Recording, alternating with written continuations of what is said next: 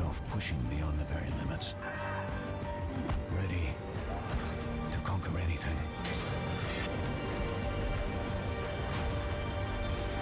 This is my playground. What's yours? Stefan Hansen, world champion.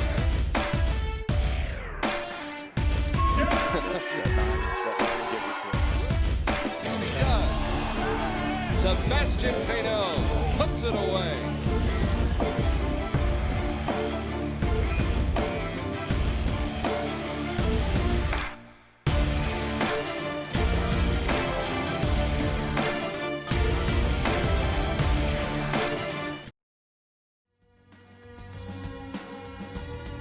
Archery. Power and precision, passion and perseverance, dedication and devotion, intensity and integrity. Archery, the ultimate sporting challenge.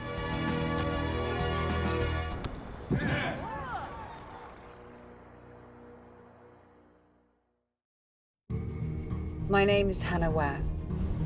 Acting allows me to explore, to change. Sometimes I can be good, sometimes I can be not so good. It's the unexpected that attracts me. Like this car, it's a complete change. And you know what? Change is good. The all-new Hyundai Tucson. Hyundai. New thinking, new possibilities. When you close your eyes, what do you see? Do you see determination, commitment, and self-sacrifice? Do you see yourself pushing beyond the very limits? Ready to conquer anything?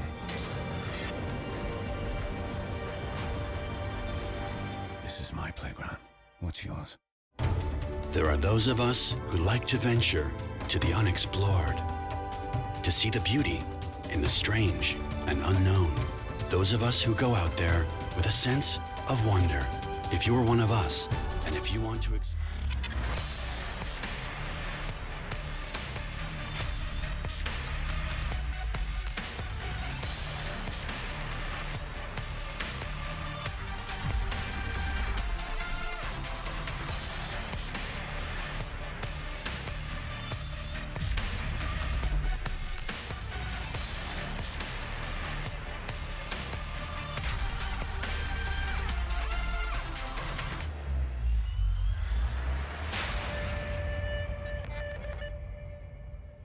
Some of the best athletes from around the world have come to the Congresium in Ankara for archery's Indoor World Championships. For 1 week, the Turkish capital has been ruled by bows and arrows, becoming the capital for compound archers, all battling for a chance to capture a coveted world title in the land of pears and honey.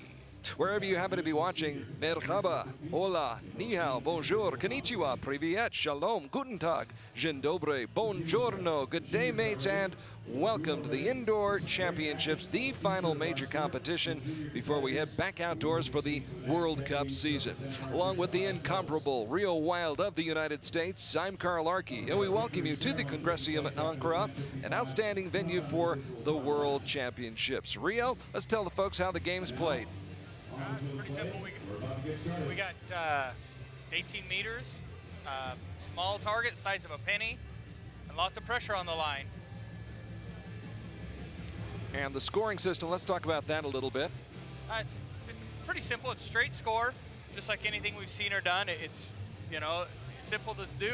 A 10's a 10, and the more 10s you have, the more you're going to win. So it is cumulative scoring. Yesterday, of course, we saw the set scoring system employed during the recurve competition, but this is Compound Sunday here in Ankara, where the sun is shining outdoors, but we're indoors, nice and warm and toasty here inside the Congresium as we get set for our first match of the day. And this will be the junior women's team compound gold medal final.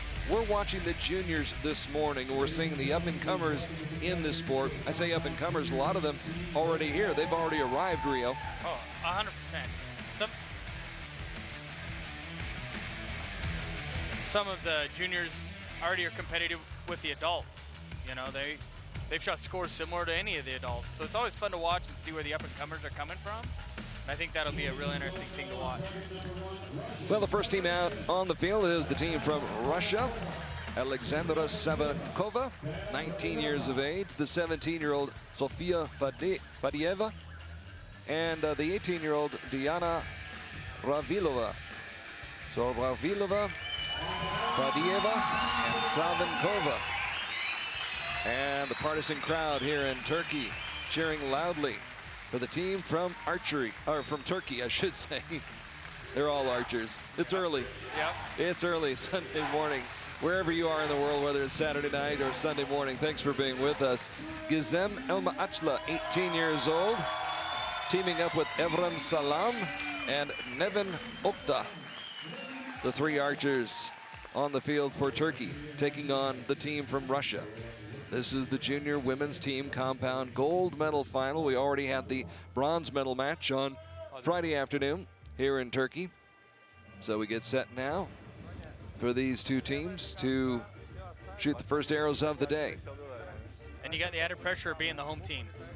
And there is added pressure, isn't there? 100%. I've never been on my home soil that I haven't wanted to win more than not. Can work against you, can work for you. Suppose it's all how you channel that energy. 100% agreed. We'll see how the Turks handle that.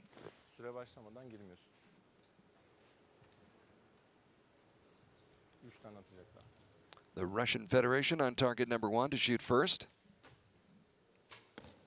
9 points. And that's been an interesting discussion, especially with our team the other day, is who do you want to start? Because it's really good for a person to come up and put a 10 in and let the rest of the team relax. Or is it, you know, more important to have your best shooter at the end and know that if you need it, it's there? 9 on the line. Güzel. Ravilova with another 9. Yeah, a little bit of a rough start.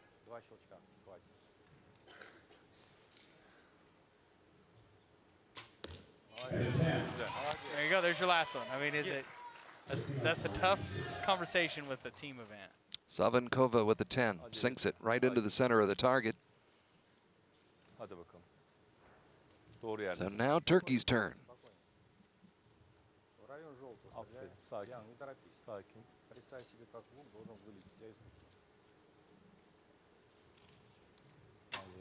Devin, 8 acele etme. points to start. Like I said, now the pressure's on the second one. And that's a tough conversation to have. In fact, I've seen Italy in the past 2 years in the finals put Sergio in the first and then back up to the end and put him back in the back. Right, So you it's- can change the rotation. Yeah, and so Aferin. partner picks it up. So Teşekkür ederim. Strong effort right there by Okta. And now Elma Achla. Çok güzel güzel. Sakin. Çok güzel. Sakin. yeah, All dead even. center. Çekin ama Yeah. olsun. Bu kadar ya. Hadi heyecan. It's good to be able to have the 8 out of the way and know it didn't hurt you. Know you're back to even. Good, though, as you said, to have that person start off strong and Yeah. feed off of that. Yep. See, now we got a 10. We'll see how the second person follows up. До конца левую держим. Fadieva, unranked, 17 years old, puts it in the center of the target. Now Ravilova. And Russia has a deep staff with women. You know, they. I've noticed. Yeah, I mean, we look at for years they've always had, you know, from 06 when the Outdoor World Cup started to having, now they still have Albina and the good shooters in that program.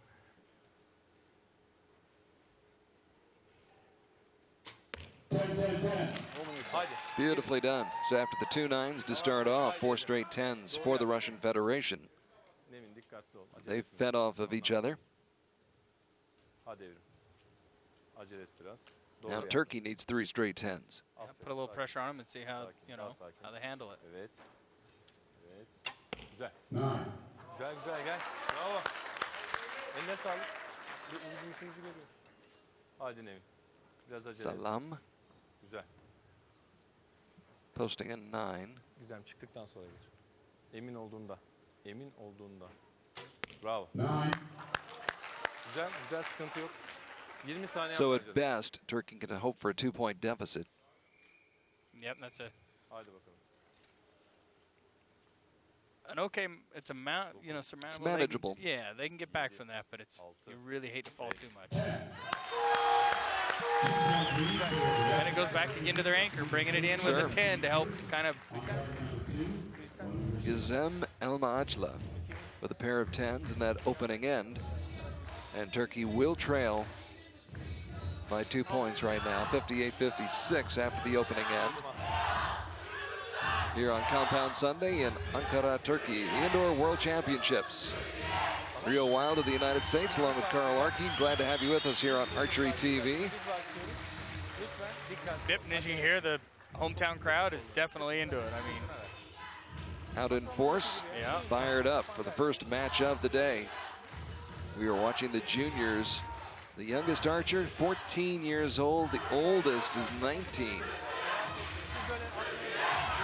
It's really amazing, Reo. I watch these juniors and I think about what I was doing when there was one out yesterday shooting Chinese Taipei. Su Jinping, I believe it was. I think she's 13. She won a gold medal. I thought, what was I doing when I was 13? I'm Wasn't with you. this. No, it was not this. What were you doing when I you were was- 13? Throwing rocks? Playing baseball and all kinds of other stuff. It was not this. It's amazing. It is, and the sport just keeps continually to grow. And I mean, this is the whole future of it. You know, we've got a good feeder system, and I think it's awesome. Some of the talent, some of the neat things that we're getting to see. And can you imagine, especially for these archers, if Compound is ever allowed into the Olympic Games? I think it'll be big. What a huge boost that would be. Big for the sport, big for everything. Sakin durun, tamam? Doğru yerde. Hadi bakalım, bravo sana. I mean, we look at the compound without government funding, and you know how much it has grown. I mean, throw it behind it and throw some government funding behind it, it would really explode. Güzel, güzel. And I think it would not take anything away from recurve. No, I think it would grow the sport as a whole. And I mean, Hadi Nevin. as Doğru much yerde. as money's whatever, the more money that comes into it, the better it is for everybody. Okta starts off. With a 9. Bravo. Now Salam. Aferin benim kızıma. Another 10 right there by her first arrow hole, so. Gizem bu sefer süren daha fazla. Starting to get dialed in. Hadi bakalım, doğru yerde.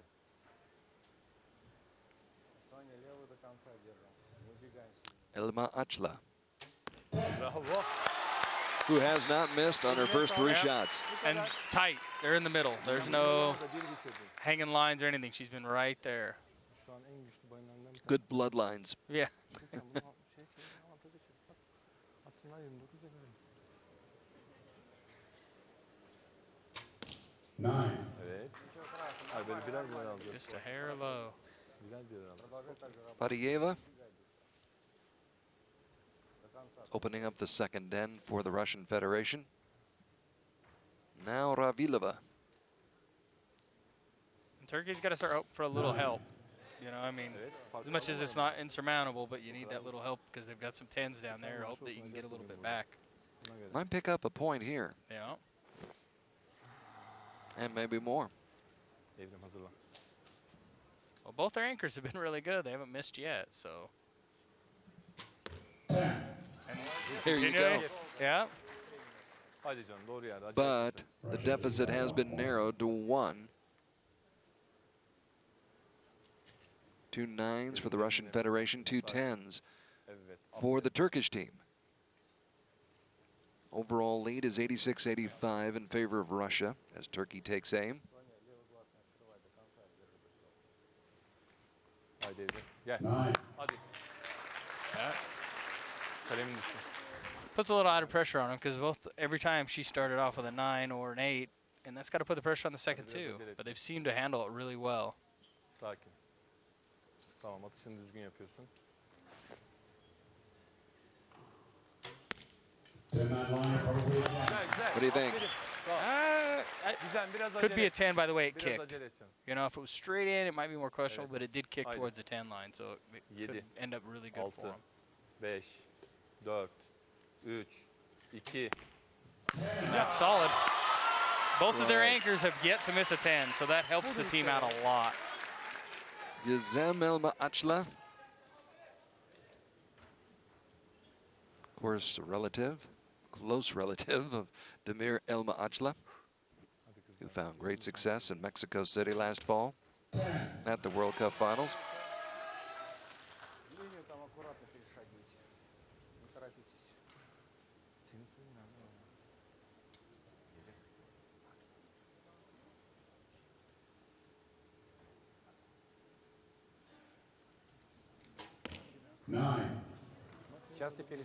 So they're not hurt by if that one's a 10 or a 9, so it could be really close right now. Ravilova, who'd won a team gold medal at the European Indoor Championships, putting up another 9 for the Russian Federation. 9. And another 9. That's the first 9 missed by or shot by an anchor in the match entirely, so that's pretty impressive. They've gone that far, but it definitely will put the pressure on the Russians now. Makes the match that much closer after 2 ends. It was a 2-point lead for the Russians after the first end. Now the Russians leading by 1. And if that one's called a 10, we're tied. Exactly. You know, we're all knotted up, and that just adds more drama down to the last few ends. So the judges down by the targets, scrutinizing those arrows, taking a look, getting out the sticks and trying to determine whether it's a 9 or a 10 for Team Turkey. The Russians had a chance to put some distance between themselves and the Turkish team, and they just haven't really done that. Not yet. No. And the arrows changed to a 10. So we're all knotted up now, halfway point. 114, 114. It's a new ball game. That fires up this crowd even more. Yeah. Now, if you're the Russian Federation and you're on Turkish soil, there's Damir Elmaachla cheering on Gizem Elmaachla. But is it intimidating for the Russians? Is it tough to compete in these kind of circumstances? You know, I've had both ways, and sometimes it's more. I like it a little bit. Derek Jeter, the professional baseball player, used to say he loved it because it would just, he'd love to shut up the crowd. It was exciting, and he just added that little extra drama. But to me, I enjoyed it. Some people, it could add more pressure. Sometimes those road wins are a little bit sweeter than even the home wins. Yeah, and again, she starts off with a 9, so. Fadieva.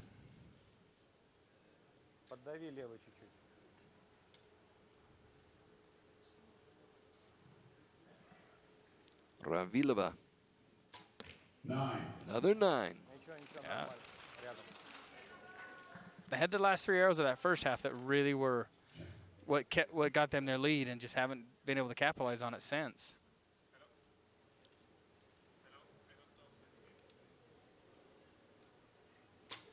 Yeah.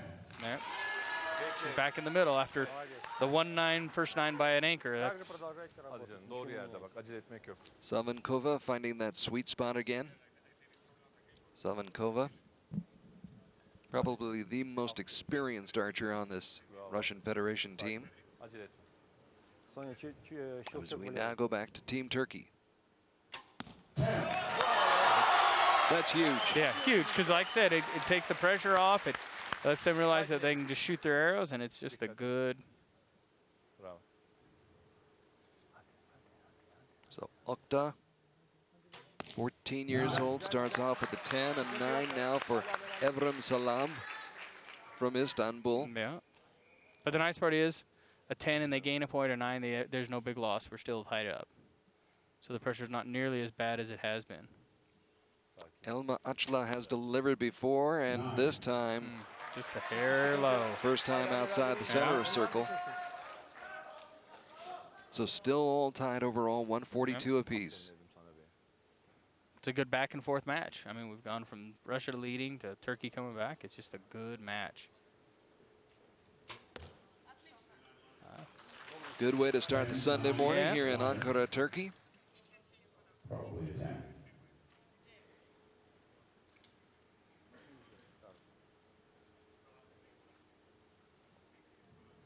The 18-year-old Ravilova draws it back. Ooh, just a little bit high. Yep. Definitely opening the door. Savankova. team bronze medal in Nîmes 2 years ago. You can see why she won 3 medals at the 2013 Youth Championships in China. Yep, definitely. Because she's, I mean, other than the one arrow, she hasn't had a hiccup at all. It's a good way of putting it. Hiccup. Yep, that's it, exactly. I mean, with the equipment today, it's amazing how consistent and accurate it is. It's usually you that makes the mistake, not the equipment. Operator error. Exactly. Yeah. When you come into an event and you know, man, my stuff's really shooting good, it's usually the guy behind it then versus the car you're driving. And of course, a master craftsman never blames his tools. Exactly, Yes. 100%. All right, so a 10 here gives Turkey the lead. Of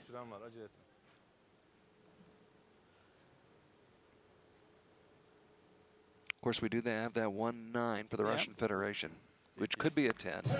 So it could be a 1-point lead or could be even. Yep, it could be 100%. And I think by looking at it, I think it's just a hair low, so we'll have to see what it comes up at. But I think she's on the edge of the low side.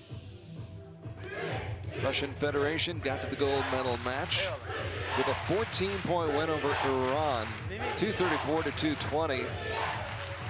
The Turkish team getting into this gold medal final with a 3-point win over Italy, 226 to 223.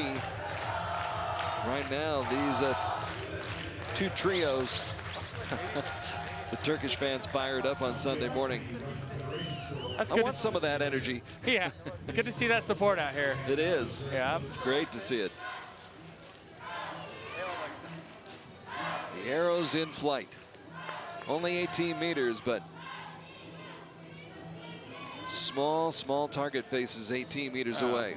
Yeah, I mean, that 10 being the size of a penny, a US 1 cent coin, is a huge, I mean, a guy don't realize how small that is. And the pressure. I mean, you're talking these guys are shooting for a bronze medal here. And that's, you know, no matter what happens or whatever you do, that's always something you can say you've accomplished.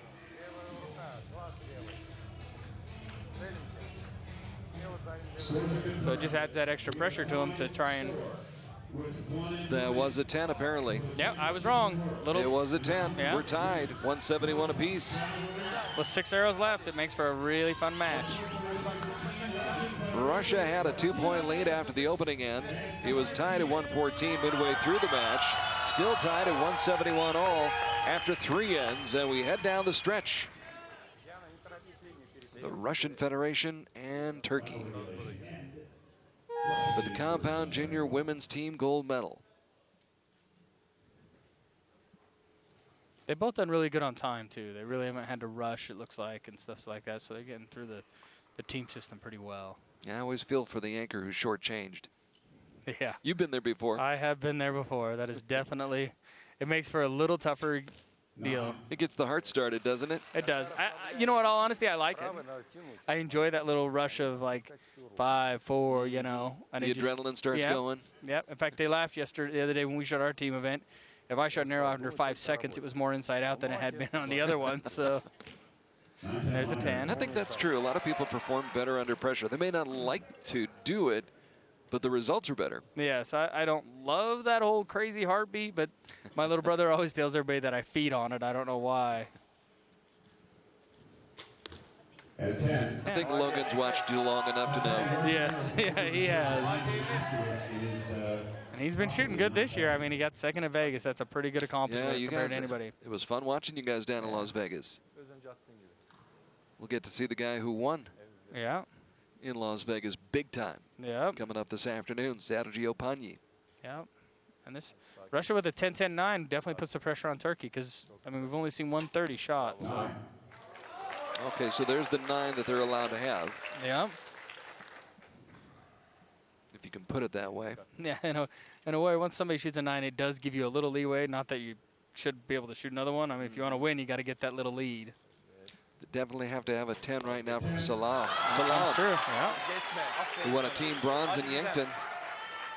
Comes up big right there with a 10. Yeah, and their anchor that's been really solid is, you know, it's nice to have them walking up and know that we need a 10. She's been able to perform it so far today. Gizem Elma Achla. Just outside. Just outside. So 3 arrows left. We got Russia with a 1-point lead. Of course, it could be a 10. Yeah, I was wrong last time, but looks just a hair high. So unofficially right now, Russia with a 1-point lead, 3 arrows to go, but a 9 right there, that's critical. Yeah. Vadieva. And these arrows are the hardest 3 to shoot. I mean, you're down to the nose, you know, you get the whole game right there on the line, and 3 arrows. You know, there's nothing more exciting than the last 3 arrows. Another 9. Ravilova.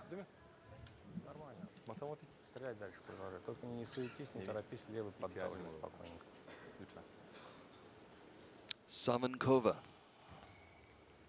trying to salvage this end, and she's outside the 10 ring.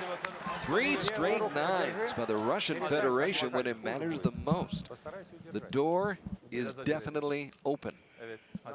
Yeah, and it should give them a little chance to settle down and relax and shoot 3 good arrows. We'll see if the pressure for them to come through on the bronze medal is there or if it's not. 14-year-old Nevin Opta with a 10. Yeah. She's fired up. Big time shot. Doğru yerde canım, acele etme.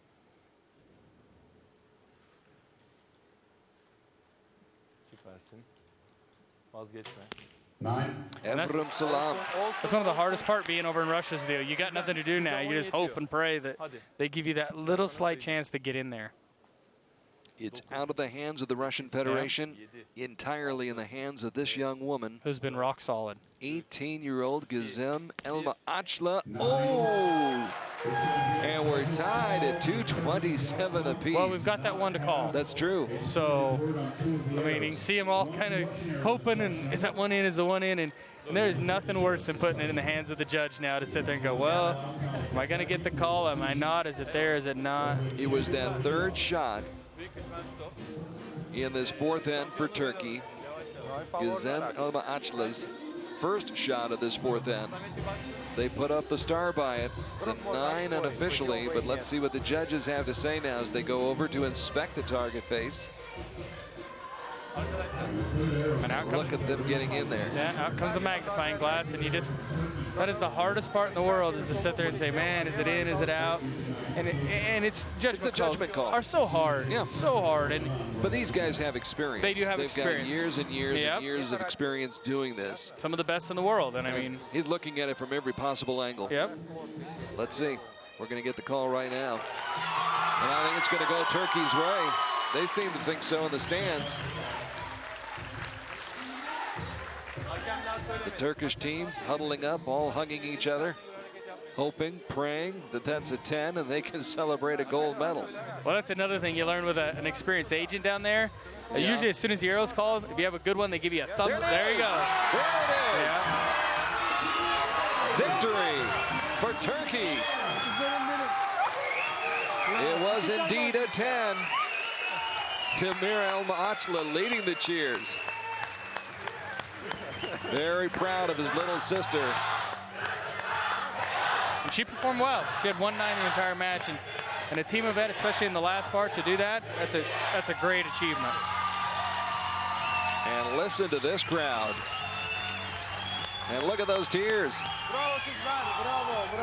Yeah, it's always extra special to do it on your home country. Nothing, I mean, I remember winning the World Cup in Ogden. My wife and my little girls were there. That is one that still stands out to me. You know? Brings tears to your eyes. Yeah. Those are tears of relief and tears of joy. 14-year-old right there, Salam.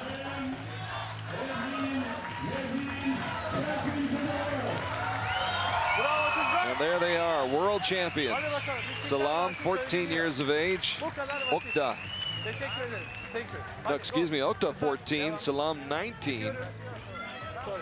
And Elma Achla, 18 years old. They're world champions. And here's the form and the style they used to get the job done. Yeah. Go. Devam. So now Gizem can go to dinner with Demir, and I've got a world title. What have you got? Yeah. Who gets bragging rights in that family now? Yeah, who knows? Great match, though. as Turkey came back, Teşekkür ederim. and the Turks win it. Thank you. Tamam, tamam. Dur bizim daha It bir came maçımız down daha to the var. call from the judge, and Turkey walks away with a gold medal. Russia gets the silver. And what a great way to start Çok teşekkür ederim. our Definitely. compound Sunday here in Turkey. You know, the locals coming away with the medal, and Teşekkür ederim. you know, it just is all. It's a good feeling to walk away and have your first medal come out. You know, your home team. Well, Russia had a chance to win a gold medal in the junior women's compound gold medal match. Now in the compound junior men's team gold medal match, Russia once again has an opportunity to win a gold medal. And here are the gentlemen from the Russian Federation as they head out onto the field. Boris Chizov, Anton Bulaev, and Dmitry Stepanov. Well, like, Three shooters for Russia. and like I said, I mean, you see all the junior teams they have that are doing so well. It's a good feeder system that they have for their adult programs and their overall archery program. Bulaev, the big guy on the left, Anton Bulaev, Chizov, and Stepanov, who look like they're juniors. they They look like babies. they for look sure. like kids, don't they? Yeah. But those are kids who can get it done with a bow and arrow, no Yep. question about it. And today they'll be up against some stiff competition from Team Italy. The Italians reaching the gold medal match with a 2-point win over Greece, 234-232 in the semifinals. Before that, they had knocked off Iran 228-201. The Russian Federation reaching the gold medal match had a bye in the quarterfinals and then got by Australia 235-231, a 4-point victory for the Russian Federation, and that fed them into the gold medal match. Yeah, and Russia came in both the last match and this match as the #1 ranked team. So we'll see how that folds out this half for this match. Shooting for Italy today, Jesse Sut, Manuel Festi, and Viviano Mior. All of them 18 years old, all of them unranked. A couple of them have some pretty good resumes, though. Well, they all have good resumes. Festi, a team bronze medal in Yankton. Same goes for Viviano Mior. And Jesse Sut, a team silver medal in Nimes 2 years ago in 2014. Yeah, and a lot of times that that experience helps out a lot in a situation like this. Bulaev with a bullet. There we go, talking about starting off right out of the gates. And he shot that one in the middle, so, you know, that's, every team has their own little way of doing it. But a lot of times I've seen that if they don't start out at the top or the bottom, you can lead to some different things that can cause. But some are ready and do it that way. Is that predetermined? No, there's no rule on it, on how it needs to be done. But most of the time when you walk in, you're like, I like the top, I like the bottom. Okay, so you And settle that between yourselves before you ever get Yeah. out on the line. Yeah, because like I said, there's enough pressure, and with the time limits, it can get tight, and you want to know that it's going to be more, you know, more something easy to do. 10-9-10 for the Russians. And they did good. They filled all three on the side, so that should help them out. I mean, like I said, they may practice that. But it's when you see that, sometimes you're like, yeah, is that something that could eventually catch them later? Is it not? But, no, it's a good start, a 10-9-10. Sì. Answers with a 10 right out of the Nice gate. start for Italy. Festi. Like I said, I think that's huge. I don't think people realize what that 10 coming out of the gate does. It takes a lot of pressure off the next two, and Well, it's like stepping up to the tee when you're playing golf. If that Yeah. first shot off the tee yeah. is a good one, chances are you're going to have a pretty good day. Yep. And archery's so mental. I mean, it's as much as we talk about this guy's strong, that guy's strong, it is so mental. I mean, a guy's got to be able to step on the line and execute a great shot with the pressure on the line. And that's just kind of how it works. You know, that's why you talk about who's going to shoot first, who's going to shoot last. You want the guy at last that if you need a 10 can do it, because otherwise you're just not competitive. Got to give yourself the best opportunity you can. Now, the interesting style by Bulaev. You know, I will say this. I think that's in. With a lot of compounds with an anchor point, you see a lot of different styles. Everybody's got to get comfortable. Yes, and your faces are all different. We all look different. We all have different places to put the string or the kisser button or anything like that. I've got a big nose. Yeah, we all have different. Yeah, we all have different setups. Yeah, and it's all just what works for you. And I mean, they're rolling really good. They're only down 1 and got 1 arrow left, and with their anchor coming up, and like I said, most teams will put their best shot at the anchor just for that reason. In fact, I've been on teams where I've had guys shoot an anchor, and they come to me and say, I want you at anchor now. I don't know that I can shoot a 10 if I need it. And right. So, and it's just. And if they don't think if they don't have that kind of confidence, and they're expressing that, you best believe it. Yep, and I'll be honest, it was a pretty impressive deal for a guy to step up and say that. You know, I mean, he wanted to win too, and that's what the team event's about. Let's figure out what we got to do to win.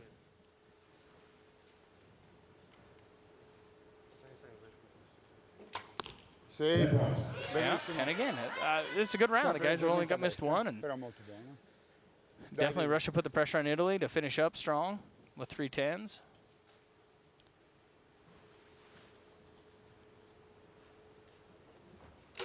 Threw that one up and in. Had good follow through to help it out.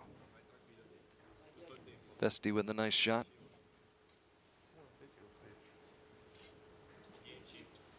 He's getting down under the 10 seconds. A little bit of pressure there, you know. I mean, they're going to call him out.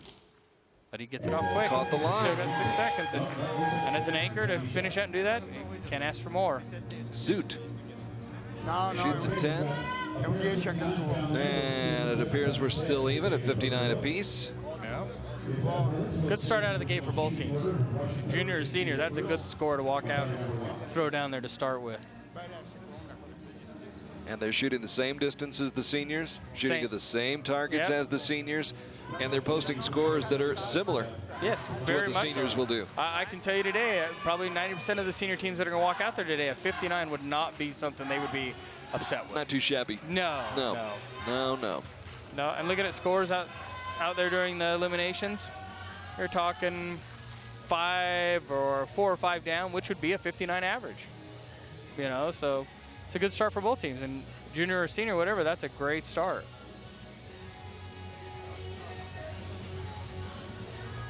The Russians started off with a 10, had a 9, then reeled off 4 straight 10s.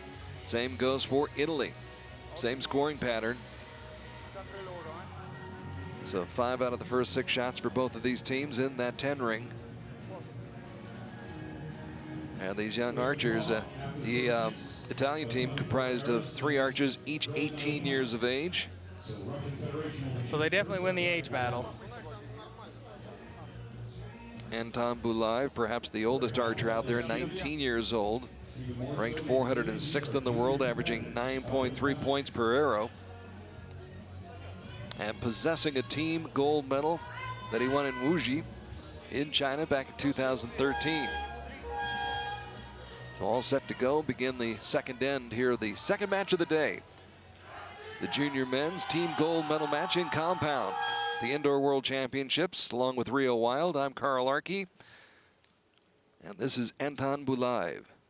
And they've just cut the match to a 3-end match now. With a tie score, that's true. It makes it down to just, you know, you have a few less arrows. Almost that Ukrainian style. Got that thumb back there. Yeah.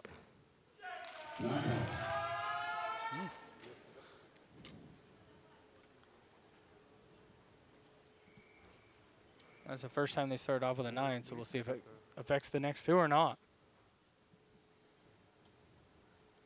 Very calm. Yeah. 9. Both of them a little high, and a lot of times when you get anxious and excited, you'll have a tendency to push that out a little high. And so, like I say, we'll see how, you know, after coming out of the gates and shooting really well, see if the anxiety gets a little bit and you get a little stronger with your shot. 10. Their anchor pulls through just like you want him to. So Boris Chizov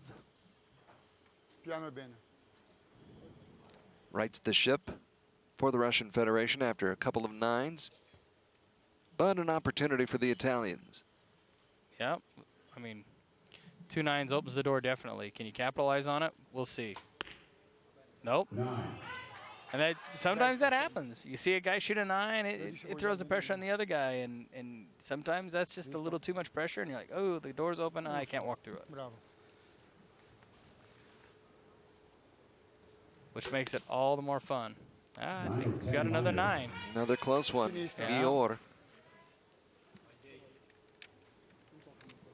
This brings up Jesse's suit. And so far today, anything close has been in. So we'll see how it looks. And you can see the pressure building, little nerves, but he follows through the 10. It always surprises me the longer somebody holds when they're able to still shoot a 10.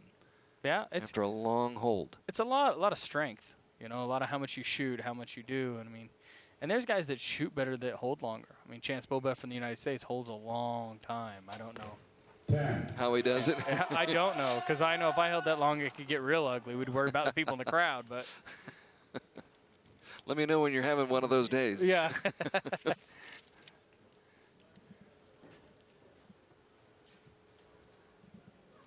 But Russia seemed to pick it up at the start of a 10 and another 10. So, like I said, I think that start is so crucial on a lot of teams, you know, especially a young team that's out there with a lot of young guys. I mean, we just talked about the age of the Russians. They're really young, and so you give them a little more confidence, a little more. 10. Caught the line. Yeah.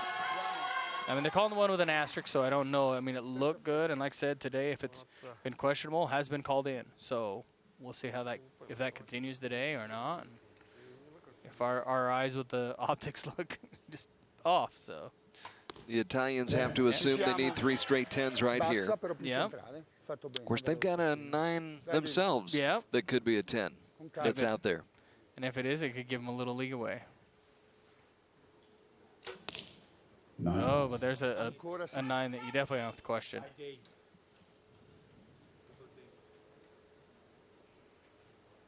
So just a little bit more pressure for Jesse's suit. Has done well. Like we said, the anchors today have done awesome. They've really carried their teams well. 10. They're counting on him, and he comes through. Reason they get the name of the anchor. Keep the team solid and right there. And Sergio Pagni, calmly looking on from the crowd. He'll have his moment coming up later today. Yeah, him and his team shot really well. They'll be playing for gold later. And here supporting his countrymen in their gold medal match. Good chance to take a look at these young archers, look at the style, look at the way that they shoot. And you know, that's something fun about archery. Even watching recurve yesterday or today, everybody has their own little, Absolutely. It's such a personalized sport, you know. Watching the Ukrainian archer, Alexander, his name escapes me at the moment, but 37-year-old archer, and just the way he settled into his shot on the draw.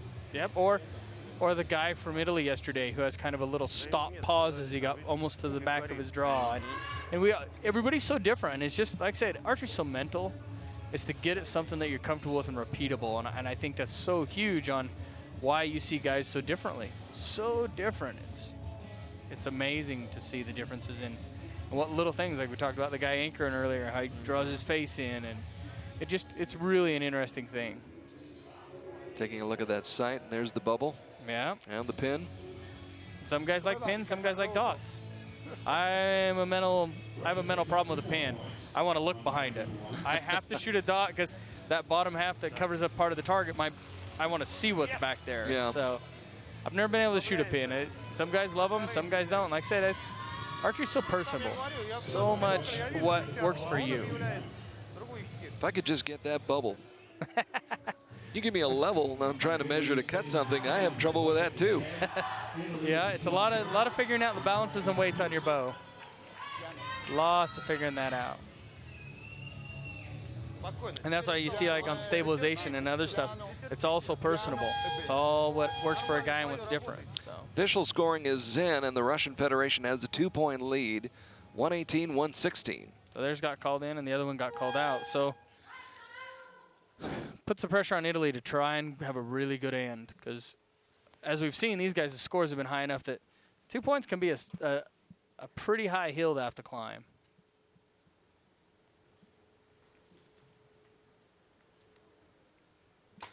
And he looks solid. Oh, just out left. Sinistra. Dai, Vivi. Bella in mezzo. Manuel Festi opens with a 9.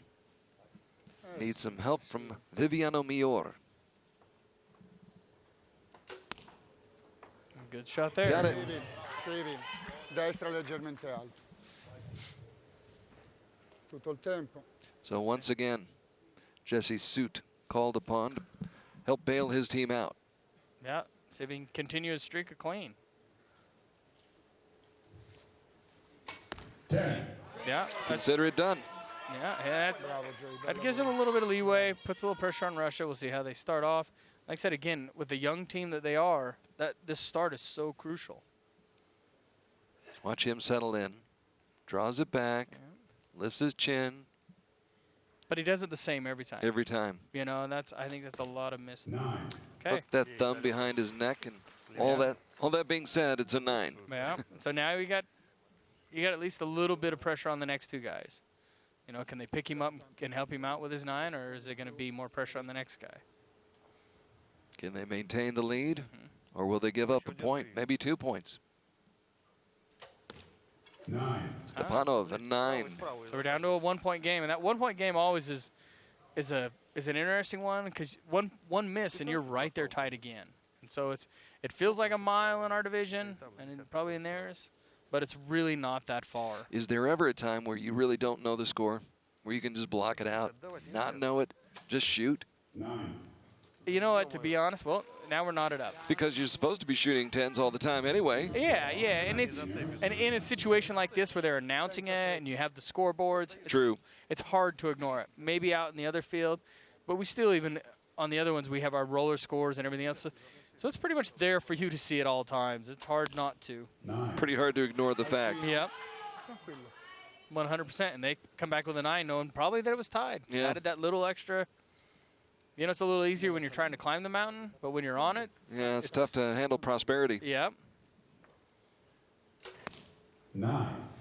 And that gives some open door for 25. Russia to look at and say, hey, Vai you know, sereno, they're Jeff. giving us some open doors. Let's capitalize on it. And see if their anchor could come back and just give them a little bit of confidence going into the last stand. Jesse Suit shoots, and boy, it's going to be tough to call. Yeah, I think it's there. If the line's Think they're straight, gonna it give looks him there. We'll see. I haven't been real good on calling them today, but we'll see. In any case, the Russians give it, and the Italians give it away. Give it back, yep. No, it's the hot potato. Your turn, Your my turn. turn, yep. All right, Belayev back in the center circle.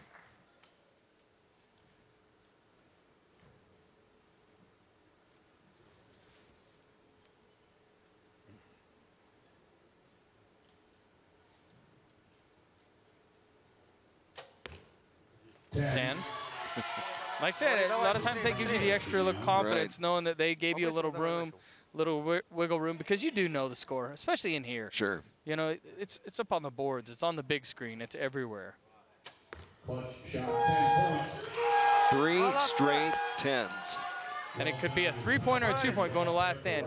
When you get to that point, you look at it and you're like, 3 points, we can shoot 3 9s when you get to the last few arrows. And so it gives you a lot more to relax on, a lot of, you know. When a guy knows he can miss, man, it makes the world way easier. Oh, yeah. Way easier. And I was thinking about that old expression in the U.S. You and I both know this. This may be foreign to anybody else. Yeah. But that looking a gift horse in the mouth, which I don't really understand. I've heard that all my life. Never look a gift horse in the mouth. Yeah. It basically means, hey, we're giving you an opportunity. Yeah. You know. And right now the Italians looked that gift horse in the mouth, and they didn't take advantage of the opportunity. 100%. Yep. Where do we come up with that expression anyway? I don't Looking know. a gift horse in the mouth? I agree. I don't know what. I've never looked a horse in the mouth.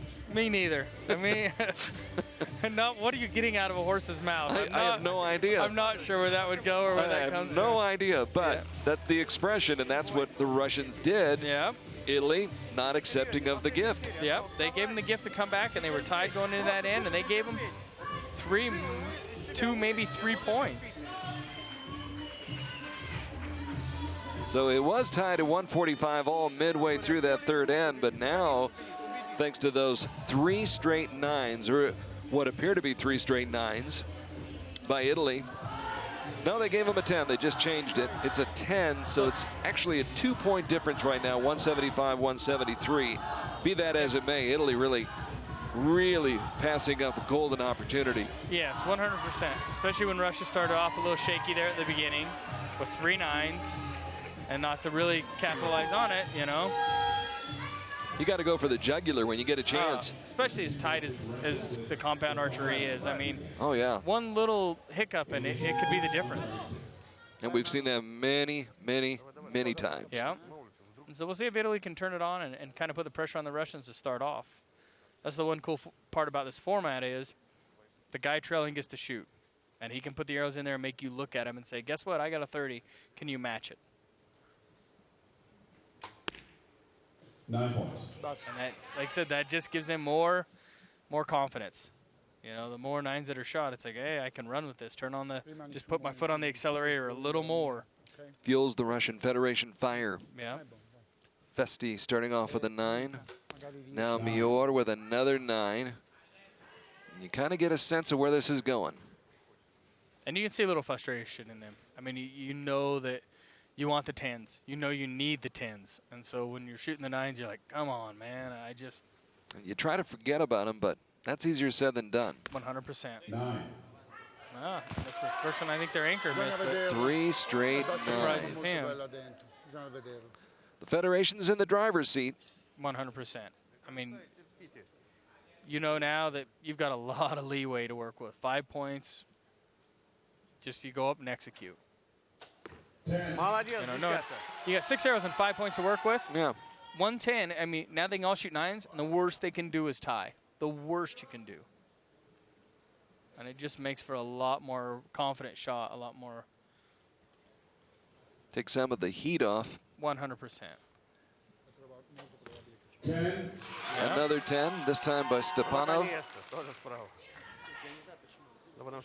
You know, and as a coach in the box, you turn to him and you say, guys, we got this. You know, this is us. Execute your shot. Just do what you do. Yep.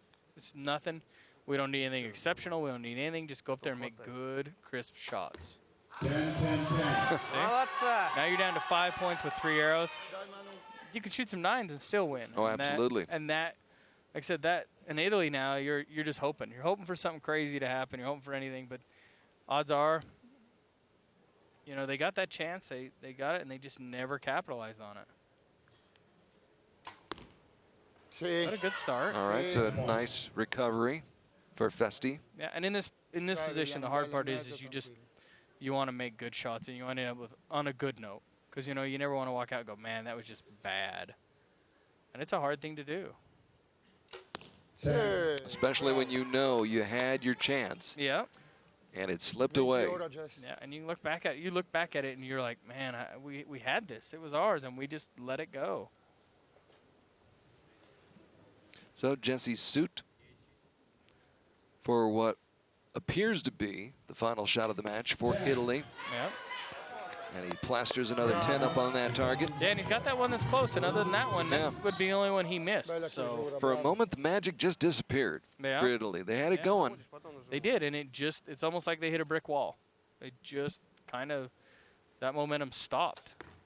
And they did it all together. 100%, yeah. It was just all 3 of them shot those 9s. And that's why a lot of the terms are, we win as a team, we lose as a team. Спокойно, Дима.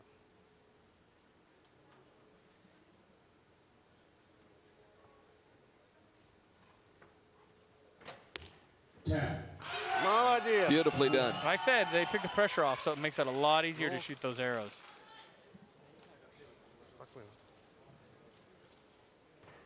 And when you got a 6 to win, boy, it makes the world a lot easier.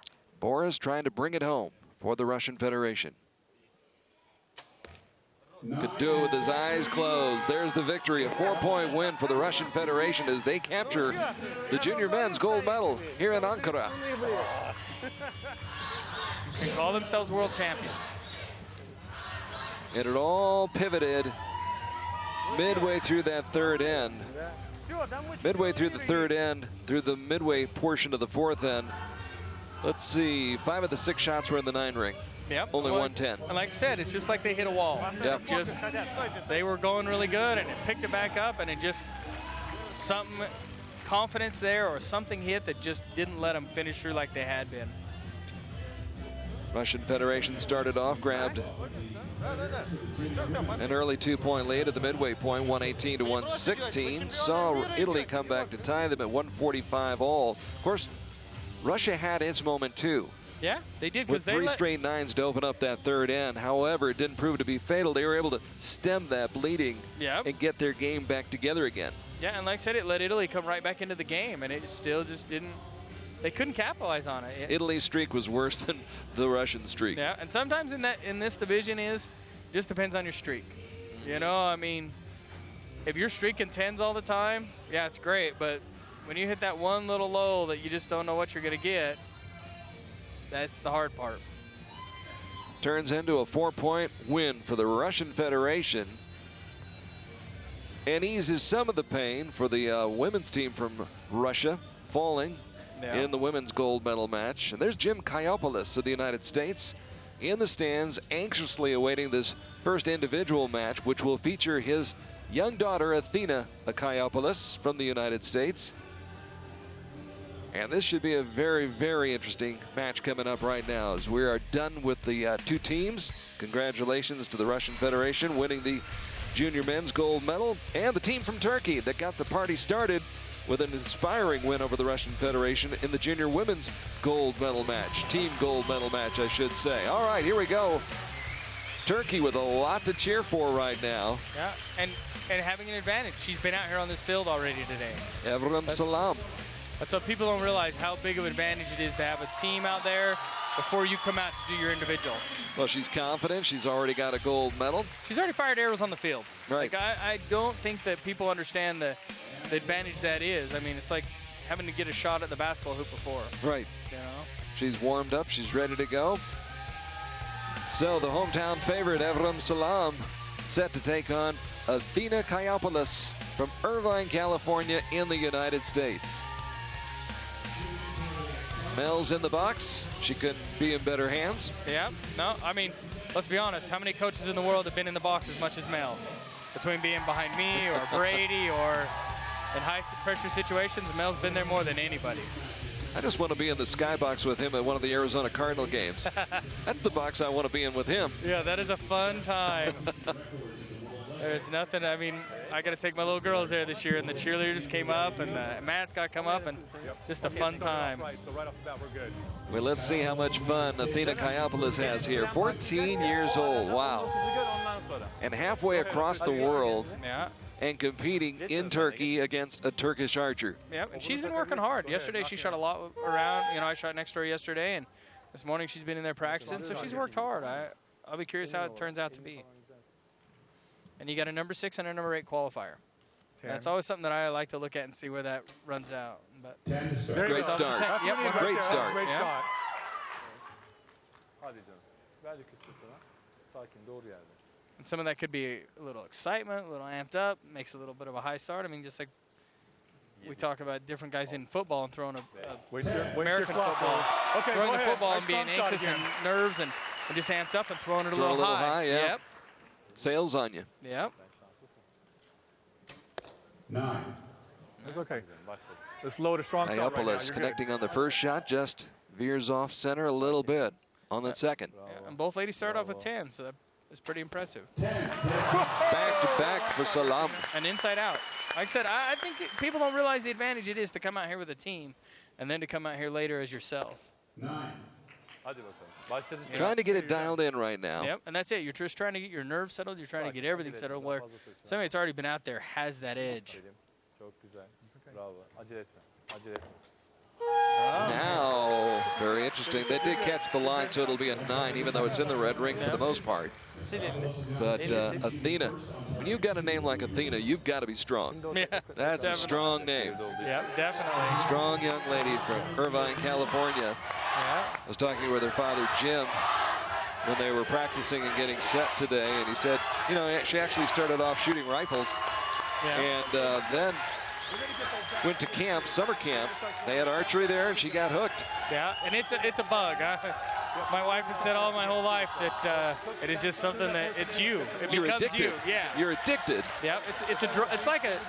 I had a guy on one of the World Cup teams with Darren Christenberry that when we shot, he said I'm like a drug addict. When I get there, I just want to shoot my bow more, and I cannot disagree. I love to shoot my bow.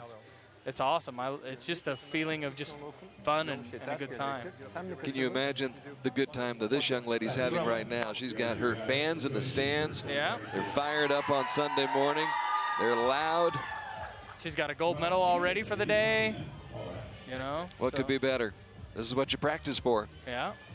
For moments like this, and Evrim Salam with a 1-point lead, 29-28, here in the Compound Junior Women's bronze medal match at the Indoor World Championships in Ankara, Turkey. We're going to rock this in here. Kayopoulos trailing by 1 will shoot first over on target number 2.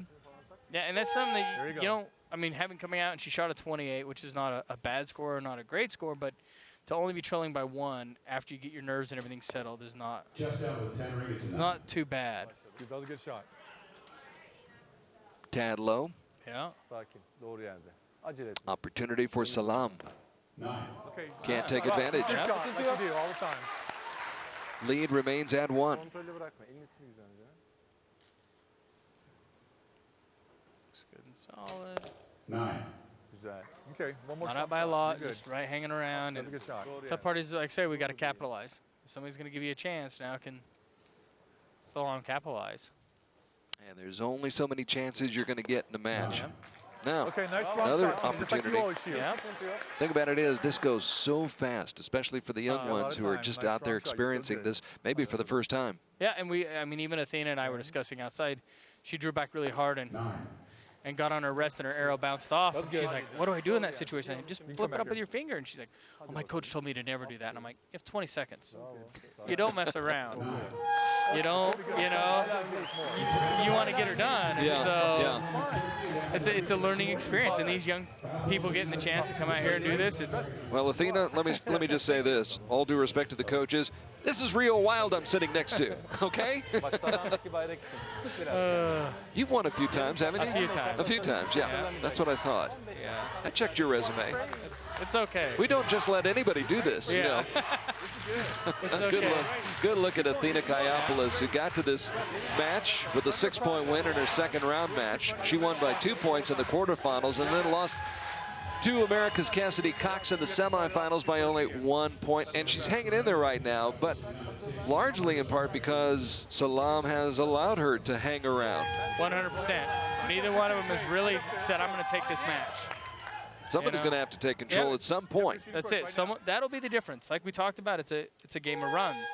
Is it going to be her turn to run a bunch of 10s, or is it just going to continue to be 9s, or are we going to get an 8 in there? I mean, we've had some close, so it's just going to be as the who takes charge. There you go. There you go. That's what we're talking about right there. Big shot. Yeah, puts the pressure on her to keep her 1 point lead. Like I said, 1 point's really, it feels like a lot in our division, but it can be nothing in a hurry. 9. Salam. We're all knotted up now. And like they say, Athena coming out here, she had her nerves. And now if she's got them settled down and can come out here and execute. 9. Just over 10. That was a great shot. That was a great shot. That, Little bit of a look of consternation on the face of Kayopoulos. yeah, she felt like it was a pretty good shot, but it's just a hair high. Well, Another she strong doesn't- shot. It doesn't really going to hurt her at that Did point. not hurt her at all. No, so the biggest thing in your mind, you got to turn to yourself and say, you know what? I got away with one. Now it's time to just capitalize again. 10. A lot of movement there. 9. That's good. And as you said, that 10 looks much larger on the television screen than it actually is. What are we're talking about, the size of a penny, you said? A penny is exactly the size. I mean, That middle think of one, that. it might You're be- talking the pressure of the world on you, It's and good, you so got to we'll hit see. something You're the trying- size of a penny. Yeah, I mean, it's The just size of a penny at 20 yards. That's Abe Lincoln you're going for. That's 100%. And it's just, Trying to get Abe Lincoln. Thank you. yeah, and it's just a tough thing to do. It's not. These are good. We tried to figure out the size of a euro, but we couldn't figure out one that fitted exactly. But it is exactly the size of a 1 cent. Come on, Judge. You know it's touching. So, you know, if you take a pin and draw around a penny, that's what you're trying to hit. It's not easy at all. No, from 18 meters. No. With fans in the stands, television cameras, lights, action cameras, yeah. It's all there. Good look at Evrim Salam. 19 years old, ranked 109th in the world, young lady from Istanbul who got a bye in the first round. Won her second round match by 1 point. Won her third round match by 1 point, and then lost by 4 in the semifinals to Chavarria, whom we shall see in the gold medal match coming up. And right now, well, it's Athena. Apparently, the judges, they got that 10. They gave her a 10. Even though they didn't have a star by. I thought it looked really good. And like I said, today, the ones that we've thought are good, or even were close, they've been in. So while we were gabbing, they gave her a 10. And perfect. She's up by 1, 84-83. And that's in that position, it's nice because she's come out and conquered the nerves a little bit. You know, here's the other gal that's been out here on the field, and and this may be where some of that hometown pressure's starting to add up. 100%, I agree, Carl. Play into this picture. Yeah. 9-10 liner. That was a great shot. Okay. Again, we have one that we can question. We'll see if it goes the archer's way, which they have seemed to have done today. Okay, another strong shot. And the string of 9s continue right now for Evrim Salam. After starting off 10-10. Right. You know, it's been nothing but 9 since those first 2 shots. Yep. Good shot. And that's huge right there for Athena. Yep. And if she gets that first one, she's got it'll give her a pretty good little lead. And now you know the pressure's building on the other side. Okay, another strong shot here. You can just see it. Oh, you yeah. Can just you see can it. see it in her face. She's not happy. She's not, you know, she knows what she's got there, and she just is not capitalizing on it. 10 consecutive 9s for Evrim Salam. Athena Kayapoulos comes through with a 9, but she may have a pair of 10s. Yeah. We're going to have to wait and see what the judges have to say, so that 1 point lead might be the 2 point lead. Yeah. And you, just like you said, watching them walk back, you can see the look on their face. You know what. Well, you can read the body language. 100%. You know, like I said, as much as mental as archery is, body language gets to be huge. How tough is it to turn around for, say, somebody in Salam's situation right now? She had that emotional moment 15 minutes before, wins that gold medal in the team competition. She's got to turn right around. It's a positive. Obviously, she's got a boost from that, but now she's got to get herself back up again and refocused again. Yeah, to me, it's always been easier. Always been easier, because you've won something. This out here is now, it's not, you don't have to win. Like, it's kind of gravy. 1%, 100%. You got the... Another American expression. Yeah, you got something out there. It's done, put the cherry on top of the icing on the cake. Yep. How many other cliches have I got? Let's see. Yep, you can come up with them all day long, but that's the truth. And she does have a 2 point lead, 112 to 110, and now she's really confident. Kayapoulos trying to close in for the kill. Yep, puts the pressure on her to see if she can come back. 9. So now we're at 1 point. Like I said, that 1 point is so... If she can put a 10 in here, it's going to be really hard for Athena to match it. That's a lot of pressure. Salam trying to fight back. Boy, she's putting up a fight right now. And she put back-to-back 10s in. That's pretty good. That's pretty good to get yourself back together that good. After 10 straight 9s, back-to-back 10s, and now another 9, and we're tied at 130 all. So now she feels like she's got some life back and has shot 2 really good shots. Let's see if she can finish it out strong. 9. Oh, it's an opportunity here. Yep. A 10 will guarantee a win. A 10 will give the medal to Athena Kayapoulos. And there it is! Yep. Athena Kayapoulos. Yep. And a happy dad in the crowd. Where's the celebration? Well, I think she's not sure yet. You know that one that she's got down there looking at? She's not sure. And sometimes you walk off and you're like, did I win? Did I not? Did I? It should be up. It's going to be 41. So again, the judges scrutinizing that target. But it's I mean, if it goes to a 10, it's a 141, which would be a 2 point win versus a... I had no idea we even had that camera angle as we looked down on the judges. No. We're still good. We got cameras everywhere here at the Congressium. Where this sport has come in the past 10 years is crazy. I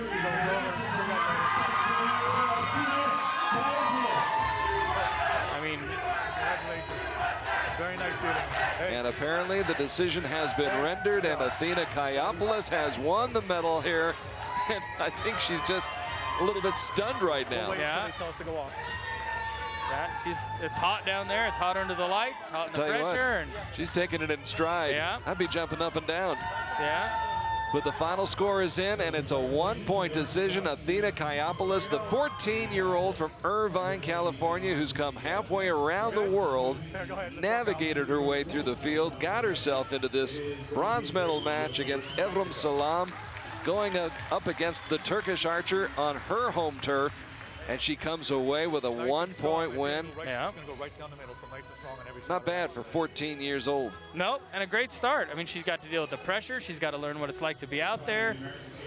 To me, this is something that I wish when I was a junior or something you had, because and this sport's only going to continue to get bigger. It is crazy the growth we've had since I remember the first World Outdoor Cup in '06. You know, I mean, it's got so different and so much bigger. And the world has changed in 10 years. Oh man, and how many people watch this live? I mean, it's got to be so much different. Well, I know your wife's watching. Yeah, probably she's sleeping. All right, she's recording it. Yeah, if I was competing, yeah, maybe, but. Wake up, Sherry. Yeah. We've got a few folks watching around the world. And wherever in the world you are, good morning, good afternoon, good night. We're glad to have you with us here on Archery TV. Yep, for sure. And there's a lot of diehards. I'm an archery addict myself. I watch a lot of videos, a lot of everything else, and it's cool where we've come. Chavarria in the gold medal match representing Mexico. Lucia Valeria Chavarria from Mexico, who had a 2-point win in the second round, a 2-point quarterfinal victory, and a 4-point win over Evrim Salam in the semis. And she will face the United States' Cassidy Cox, 17 years old, ranked 277th in the world. She comes in off a 9-point win in the second round, a 3-point victory in the quarterfinals, and a 1-point win over her 14-year-old teammate Athena Kayopoulos in the semifinals. So there's a good look at Cassidy Cox, who just joined the national team a year ago. Yep, she's got her dad in her box, so that can add a little pressure, or it can be more calming. That's a coin flip, I would say, in my honest goodness opinion. I loved my dad now, and I know you love your dad. Yeah, there's times I would like him in the box, and there's times I wouldn't. Yeah, and I love my dad to death, and that's for sure. But that's he does love you. Yeah. Oh, I do. I've had him in my box at World Cup finals. He's been around a lot. And her dad seems to be a pretty mellow guy, which that helps out a ton in that position. 9, just out of 10 ring, 1 millimeter out. And I think this will be a little different match where we've got a gal who's, both of them, this is their first time out here. So. Chavarria. She starts off strong. Muy bien, muy bien. Tranquila, calma. Tomamos el tiempo para respirar. Cassidy shooting from the left side. 9. La línea, que es lo importante. Getting a lay of the land. Well, that's a frustrating one because you shoot your first one low and put your next one high. And so you're always like, come on, I need to get some middle ground here. Did you overcompensate? A lot of times. Yeah. 9-10 liner, probably tore out of the line. And mentally in your mind, you're like, don't shoot it low, don't shoot it low. And your body's like, well, here, I'll help you shoot it high. Like I said, it's so mental. Archery is so mental. 10. Oh, what a shot. Yeah. Drills it. Yeah. She found the middle ground. Went high, went low. Yeah. Well, I got it to go. 9. So now we're going to Could be tied, or maybe a 1-point difference. Yeah. As of the asterisks, I've only seen 2 that didn't go to the 10 versus the 9. So. Staying hydrated here in Ankara, Turkey. Lucia Valeria Chavarria of Mexico here in the gold medal match. She looks really relaxed. Cox, yeah. Like I said, I've been around her dad a little bit this week, and he's really calm and just relaxed. So it probably helps a lot, you know. What a great experience for kids this age. Yeah. I mean, not just from the athletic standpoint, but the educational aspect of this, being able to go around the world and experience a different culture here in Ankara, Turkey. 100%. And I mean, you get to be around the whole culture. Yeah, I remember growing up around archery, and I got to meet a lot of the guys that, you know, I've looked up to and seen. And so, to me, as archers, it's really cool to get associated with the kids. You know, these are the future of the sport, and, you know. These guys are going to be coming after you in a couple of years. Yeah, definitely, for sure. You got at least another 30, 40 good years in you, don't you? Definitely, definitely. I was good. I went and saw the doctor the other day, and he says you're better, you're healthier than you were 8 years ago. So you I guess dropped a ton of weight. You really did. You're looking good. Oh, thanks. It definitely has been a lot of work. So especially here in Turkey, the food's so good. Yes. Oh.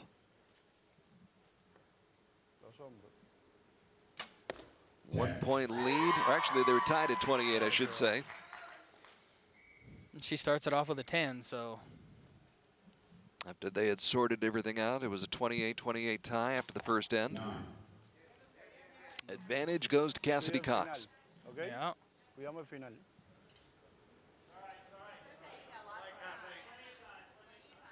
bit of nerves there. Uh-oh. Uh-oh.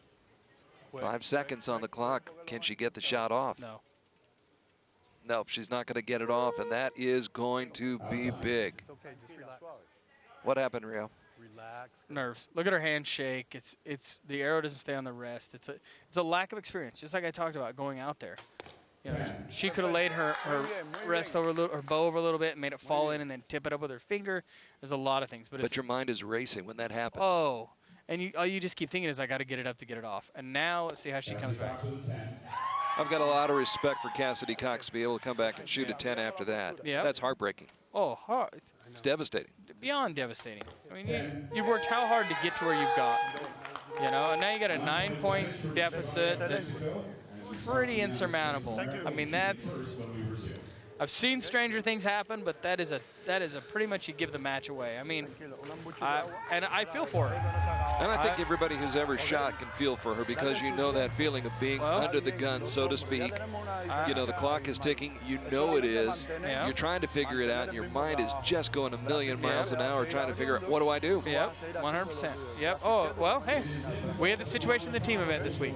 My teammate had a problem with getting an arrow off. We didn't get an arrow off, and it cost us the match, because had he shot an 8, we would have won. And that's a prime example. We talked about it, alluded to it earlier today. That's why you keep shooting at the end of a match, even though you're down and seemingly out. You keep shooting because you don't know if something like that might happen. You don't wish it on anybody. No. But the possibility always exists. Yep, 100% it exists. You never know. And it's not, I mean, the poor gal shot really good. I mean, she was on a roll of 10s. And a lot of times you get more nervous and things change and how you draw the bow back. And in that aspect, that can change the way it comes across your wrist and all kinds of things. Good shot.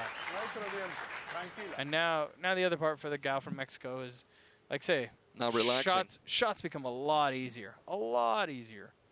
Or, you know, can you, like I said, a lot easier. You know, that fear of, you know, and I'll be honest, to be in her situation, yeah, you want to win, but it's not always the way you want to win. No. You know, I mean, I had one this year at Neems get away from me, and it was me and PJ Deloche, which have shot against each other a lot, and he turned to me and says, that's not the way I want to win. You know, and it's not. And he means that. 100%. I know he does. I don't like to win that way either. No. You know, as much as you want to win. No great competitor does. No, not at all. And it just makes for a tough situation. And I haven't met anybody out here who wants to win that way. No. Nobody. Not at all. No. And like I said, it's as a young person, it's going to be a hard situation for her to kind of go back and settle down and hopefully it doesn't beat her up too bad. Hopefully she's able to bounce back and learn from it, because it will make her a better and a stronger archer. Sure, you learn from these things. Yeah.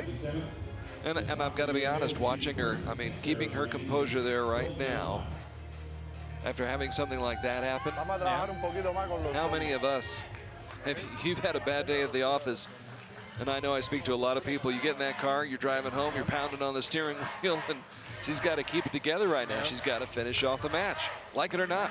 Yep. Tough as this is. Yeah. No, I agree 100%. I like I said, it's a tough deal, and I can't say anymore. I mean, we've seen it all over the place. Sure. So it's not just her. I mean, we had Alejandra do it at the World Cup Finals in Luzon. You know, we've seen it. It's happened. So Sarah Lopez, stage 1 in Shanghai last year. Yeah. First 3 shots, missed. Yep. And so had trouble with the peep side. It was raining. Missed those shots. Marcella Tonioli, 2012 in Tokyo at the World Cup Finals. Yeah. And devastating. Oh, and you either learn from it or you don't. You know, and you hopefully learn. Martin Damsbo last summer. Yeah. In Wrocław. Yeah.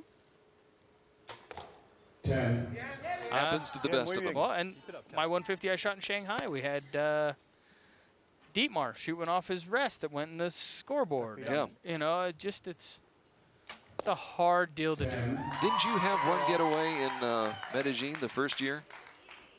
Or was that just a wild that was the wind? That was the wild wind tunnel. Yes, I shot a 0, but it was I was glad to keep it on the bell and not hit someone else. You know it's blowing when the big scoreboards slide across the concrete because it's blowing, but yeah. Never forget that. Yeah. And I always tell everybody, I'll be honest, if you do this sport long enough, you'll see it all. Oh yeah. Everything will happen to you at least once. We love Medellin. Love to go down there. But the venue now, I think, is a little bit more conducive to the sport of archery than perhaps the first year. 100%. And it's a beautiful venue. Oh, beautiful. Very, very beautiful. In that beautiful park in Medellin. Yeah. Looking forward to going back down there. Yeah, it'll be an interesting year because our World Cups are also closed this year. I mean, we're going to go to Shanghai. I mean, that time come back home for 2 weeks. Yep, 100%. It'll be busy, busy, busy. So, you know. Cassie shot good after that. I mean, she's only, if she gets a 10 here, she's only 7 points down. You can look at it maybe as a moral victory in a way, but who knows? Well, it's a great indication of character and the way she's able to handle the adversity. You'll learn a lot from people by the way they handle the adversity. And there's going to be adversity in any sport, really, throughout life, all aspects of life. Oh, yeah. How do you handle it? How do you bounce back from it? How do you pick yourself back up? And after that terrible moment on her 5th arrow. She shot 1-9 from her 4th arrow other than that miss. So she shot really good. And she's kept it together. You know, I mean, that's out of her last 7 shots, or 6 have been in the 10 ring. We say that? And yeah, we jinxed her. Jinxed her, yeah. Yeah. Sorry, Cassidy. Yeah. Chavarria of Mexico. 9 points. And Chavarria shot solid. I mean, she hasn't really had any long streaks of 9s or long streaks of 10. It's been really consistent, which, you know, that's pretty much all you can ask for. 9. Yeah, we did jinx her now, because now she's got a she's on the high side. Yeah, she's had a little string of 9s now. 9. Nice and easy. Final arrows. Strong shot. Down to the last shot. Yeah, and it probably is get a little more pressure. You know, you're getting down to the last, and I mean. 9 for at least a silver medal. So a string of 3 straight 9s to finish it off for Cassidy Cox of the United States, whose day didn't go the way she was expecting it when she got out of bed this morning. But Chavarria, it is a great day. The Mexican archer. And you're excited to win. I mean, there is nothing wrong with you are the world champion, and it's great. But the back of your mind, you always sit there and say, you know, that's just not the way I wanted to win.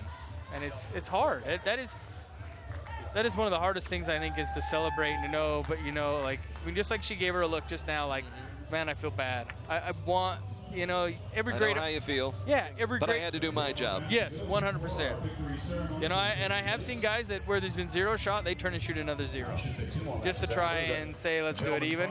And I don't believe in that. You know, they're just.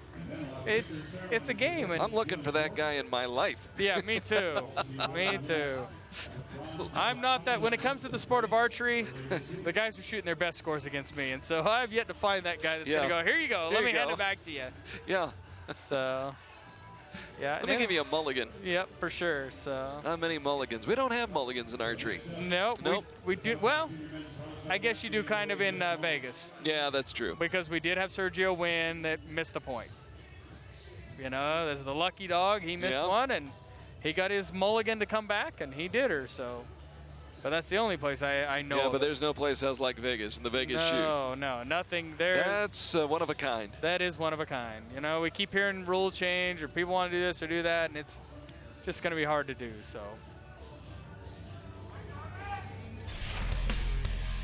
By the way, it was great to see the coverage from HBO's Real Sports, the feature on Matt Stutzman. What a great boost for the whole sport of archery. Oh, yeah, and they did a great job. And we all know Matt is... I noticed Reo Wilde got into that, too. Yeah. Got a little national pub there. A little bit, yep. It was good. Your voice got in there, too. It was awesome. So. Yeah, they snuck me in there. It was late at night, and all of a sudden that came on. I was doing something else, and all of a sudden I went, Yeah. That sounds familiar. Yeah. But that was you I was talking about. For those of you who have not seen it, as they introduce Anton Bulaev, who is back for his second time on the field here on Compound Sunday at the Indoor World Championships. Getting back to the feature on Matt Stutzman, it was on HBO's Real Sports, one of the finest sports programs in the world, I think. And they did a tremendous, tremendous workup on Matt Stutzman, one of the most amazing athletes in the world. Yep. Born with no arms and has managed to become a world-class archer. Oh, without a doubt. Overcoming every obstacle you can imagine. And one of the most positive people you will ever meet. 100%. I consider him a very close friend, and just, he helps me a lot in my staying positive on things, so. So Anton Bulaev in this match against Furkan Dernekli of Turkey. Turkey has had a lot to cheer about so far this morning. Yeah. Them and Russia, they've faced each other a few times in some different stuff today. This is the men's bronze medal match. And 19-year-old Anton Bulaev, ranked 406th in the world, makes his home in Moscow, lives and trains in Moscow. 9 to start. Starts off with a 9, a little bit to the left. Now a good look at Furkan Dernekli of Turkey, 18 years old, ranked 340th in the world. Yeah, and they come in ranked 3 and 4 from the qualification, so they're falling right in with the numbers. 9 points. Furkan, sol yukarıda. Bulaev again with the advantage. We talked about with Evrim Salam of Turkey a little while ago. Yeah. She had the advantage as well. It didn't work out for her in that case, as she lost to Athena Kayopoulos, but advantage for Bulaev to have been out here before shooting with the team. Yeah, oh, definitely. So we'll see if it pays off. He's got a pair of 9s to open up with. 6, yeah. 5, 4. Bravo. Bravo. The guy comes back with a 10. That'll get the juices flowing. Furkan solda mı her zamanki senin yerin? Definitely that.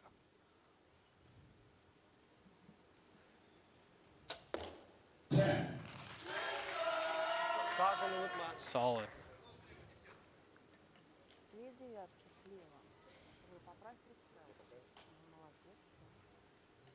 And like I said, it's the pressure for the local guy. You know? You can see him fighting. Yep. Boy, he was fighting it when he released that shot. But we're tied. And that's, to me, now your point of him being out here earlier and you doing that, I think that it just about neutrals that out. So really, if you don't take advantage of it in that first end, yeah, it's you lost whatever edge maybe you had by having been out here before. Now he can settle down. Yeah. He's used to the lights and the sounds. Yeah. And the crowd well, and your in his corner. Your impact point can be different. I mean, we shot a World Cup in China one year that I don't know if it was the angle of the hill or what it was. It almost shot 2 meters long. And so the first year we shot, well, we actually watched our women shoot, and they shot an 8 low. And I said, our women don't do that. They don't shoot 8 lows to start with. And so we started looking and we started finding out, like, hey, everybody else is starting low. So we paid attention, did, I would say, kind of our homework. Right. Knew when we come out, we added distances, and we started off with a 4 or 5 point lead on the team we'd started against. So when it got to the individual match that Dave Cousins had to shoot, he had a huge advantage over his competitor. So to me, I think that's something that isn't brought up, is them walking out here and shooting under these lights, how different your impact can be. Kind of like golfers walking the course and getting a feel for it and understanding distances and knowing the greens. Knowing the greens, what the weather conditions are going to be like. And yeah. Same thing applies for archery. Yep, 100%. Gotta do your homework. Exactly. Can't go to sleep. No, no. There is no sleep. Sleeping on this. Bravo. Right there.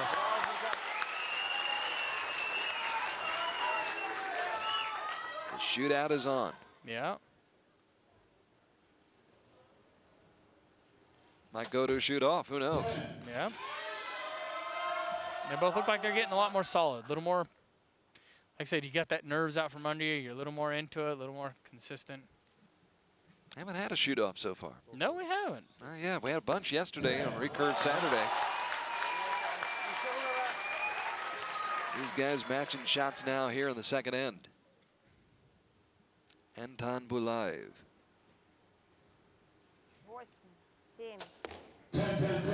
Got live rounds in that chamber. Yep, and like I said, after you come out and kind of got the nerves back settled down, you know, and some guys, when they go from the team to the individual, it doesn't help as much, I guess, but I always loved it. It always gave me that extra confidence because I'd been out there. Looks like he's been there before. Yeah, and like I said, he got it out of the first end. He missed the first couple and then rolled it in. So, Dernickley with a string of 10. Same goes for Bulaev in the second end. We're still tied. We were tied after the first end. We're tied after the second end at 58 all.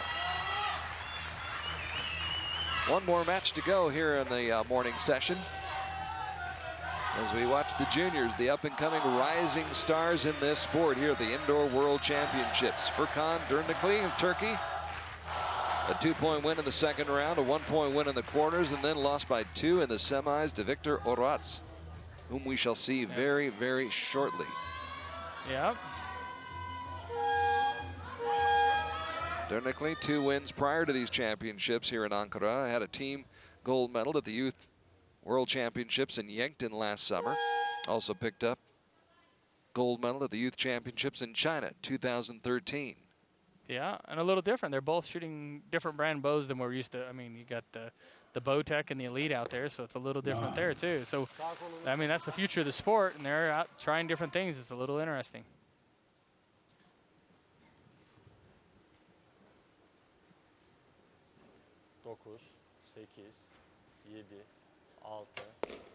And there you go.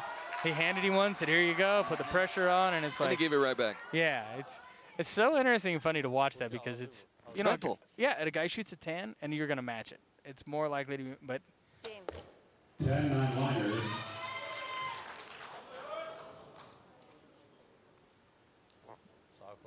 And they've listed it at a 9 with an asterisk, so we'll see how that goes. See if we can capitalize a little bit here. 10. Not much question about that. No. No asterisks there. No doubt. So a slim lead for the Turkish archer. Here in the third end, final shot of the third end. That looks like he caught the line. Yep, barring an arrow call. And we've seen a few of those. Yep. Well, when you're talking something the size of a penny, it gets pretty critical as to how different the arrow, I mean, the distances become. 9. Well, gave it right back. Yep, and we could be tied or we could be 1 point ahead depending on the arrow call. It's very likely that we'll go back to our... We have been working the judges here. Yep, oh, they've definitely got their work out for sure. I don't think there's been many ends that there hasn't been at least one arrow call. So Bulaev deep in conversation with his coach, Anton Bulaev, who already has a gold medal. That came in the men's team gold medal match. as Russia defeated Italy 234 to 230. Pulling away from the Italians after the Italians had tied it up midway through the third end. Russia, led by Bulaev, with a strong finish. And Bulaev going for his second medal, trying to get a bronze to go with that gold.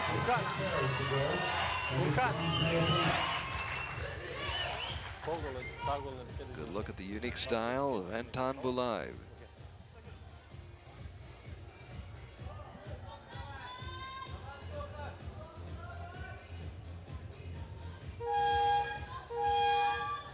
Dernickley, who averages 9.3 points per arrow.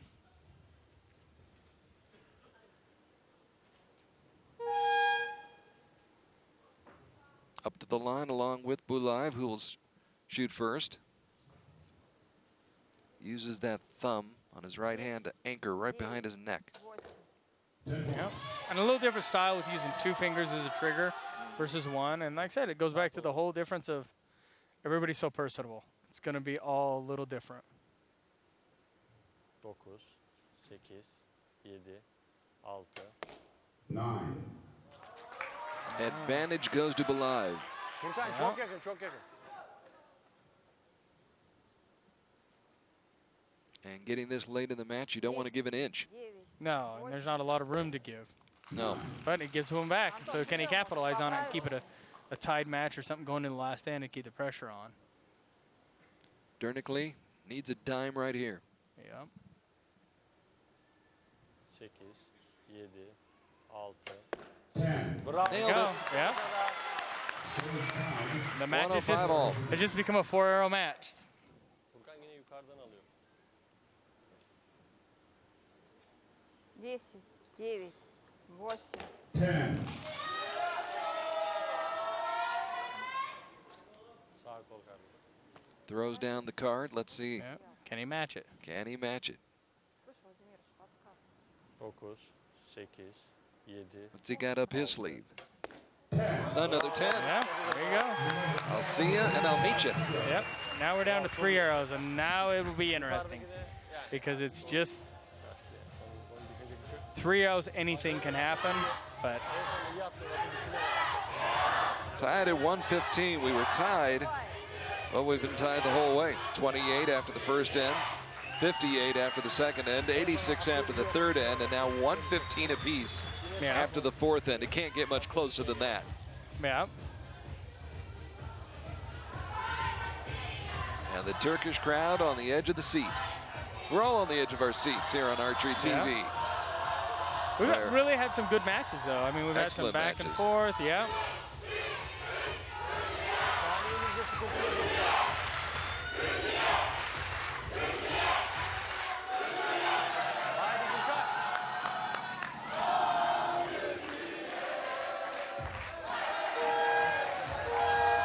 Bit of a look of regret on the face of Bulaev. Yeah.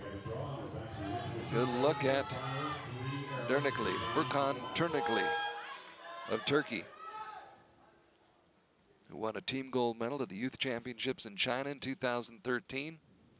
Had a 17th place finish 2 years ago at the World Championships in Nîmes. And now the door's open. I mean, this is pretty much where you're going to either win or lose. You got to capitalize on these one little mistakes that the other guy makes. 9, 8, 7, 6, 5. Dernickley cashes in. I thought he did. It's a close one. I don't know. That's. Furkan kesin I o. love the suspense and the drama. Yeah. And like I said, he gave you the door open. Did you really, capitalize on it? Now you've left it up to a judge to call, and that's not your favorite thing to do. No. Bulaev battling for his life right now in this match. 9, 8, 7, 6. Furkan finds the range. Yeah. To keep his chances alive. I mean, whether that one's called in or out. Now we got another arrow coming off a rest. 10 seconds to work with. 9, 8, Regroups. 7, Got her back. 6, 5, 4. But again, he's got that style. It takes him a while to settle in. He gets the And a shot 9. off. So now the door's open. 10 will guarantee him the win. 20 seconds is pretty tight for a compound. little different for a recurve, but 20 seconds is really on the edge of a tight side. 8, 7. For the win. 9. Well, did he get it? Depends on We'd the arrow have to call. wait and see. And this is the worst because It's the waiting game. yeah, well, not only the waiting game, but you know you put it there. I've had guys be upset because they didn't get an arrow call or whatever. To me, I shot it there. I may not be happy that it didn't go in, but I shot it to give it that chance to be in or out. It comes back to you. Yeah, and that to me, I think is just one of the things that needs to be, you know, a lot of people don't understand. They're always just mad. It's like, "Rah." To me, I shot it there. I gave it the chance to have that question. The person that needs to be mad is mad at yourself. Yeah, you can rail at the gods all you want, but Yeah. who pulled the trigger?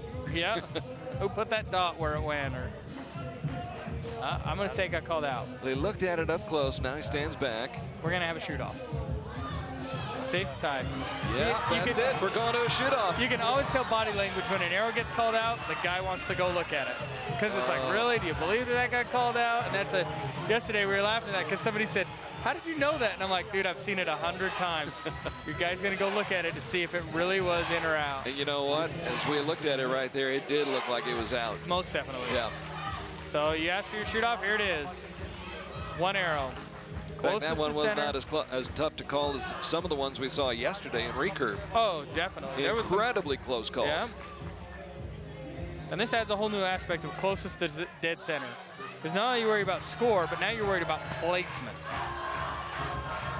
And it just adds that extra little, I mean, a good shot can be a good shot and still lose. There's good, and then there's better. There is, yep. And this is usually where, this was an interesting decision I saw by the guy from Turkey, being the third ranked. He actually let the other guy shoot first. And usually you want to shoot first so that in this situation, you get to put the arrow down there for him to look at. There is an opportunity right now for Dernickley. Yep, the door's open. A good, strong shot will put it right in the middle and give you the victory. It's in his hands. Yeah. It's well within his reach. Has to put it in the center of the target, and he does not. He does not. No. And the victory goes to Anton Bulai. Bulai shot first. It wasn't a great shot. No. But it was good enough. Yep. And like I said, that's why shooting first, I think, is an awful big decision. I mean, and you look back at it, maybe later he decides that he should have shot first. Maybe he shouldn't have, but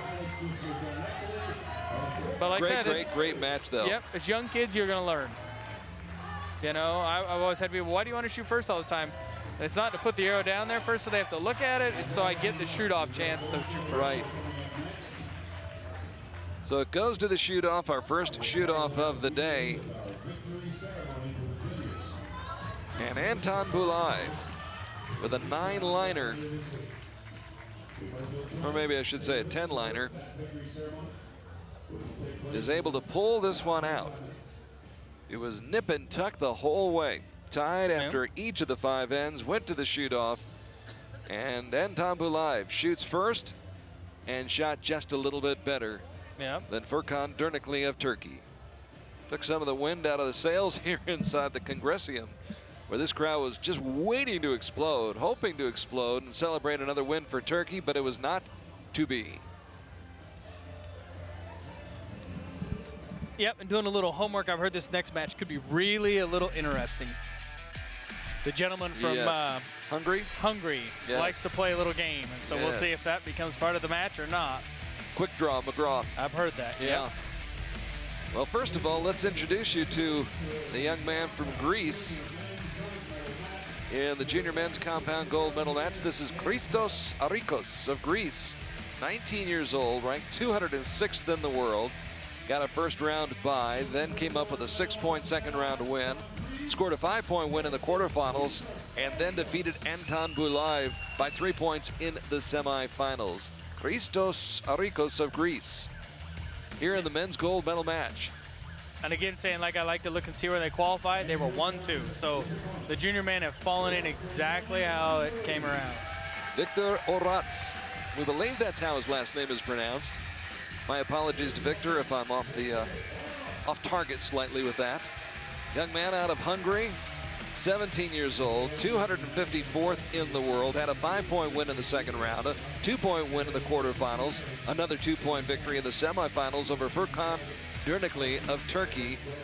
And from what we understand, he shoots very, very quickly. He tries to control the pace, tries to get his opponent to speed up a little bit, or at least throw his opponent off. Yeah, which is interesting because I've heard different ways and thoughts on different ways to try and play something like that. I remember my dad and some other guys talking to guys, hey, you need to play games and get it. Try to dictate things? Yeah, my dad turned to the guy and says, yeah, I'll play a game. I'll put it in the middle, and the other guy's got to look at it. You know, so it's kind of one of the games that, you know, it's an interesting part. I've never really seen that. So D's old school. He is old school. Worked out pretty well, though. Yep. Christos Arikos with a 10 to start off. Yeah, and he's quick. There was 15 seconds. He's already got his arrow loaded, and Arikos hasn't even taken his shot. No. But I think he's pretty prepared for it because he's getting his arrow loaded and everything. Well, this guy's up and shooting. Within 5 seconds, he got the shot off. Yep.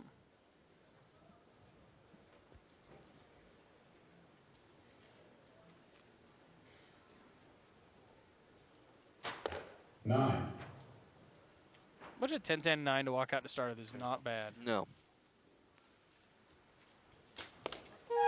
Ooh, dead center, right down the middle. Victor Oratz. Yeah. 3 straight 10s to start off for the Hungarian, who takes a 1-point lead at 30-29. Yeah.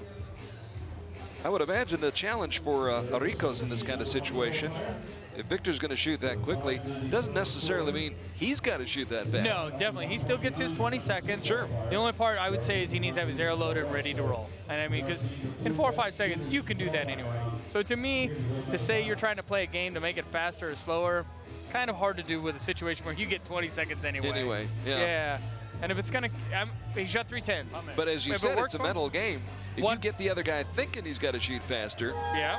Yeah. Oh, yeah. And forgetting the fact that he's got those 20 seconds. Yep, definitely. Comes down to playing your own game. Yep, for sure.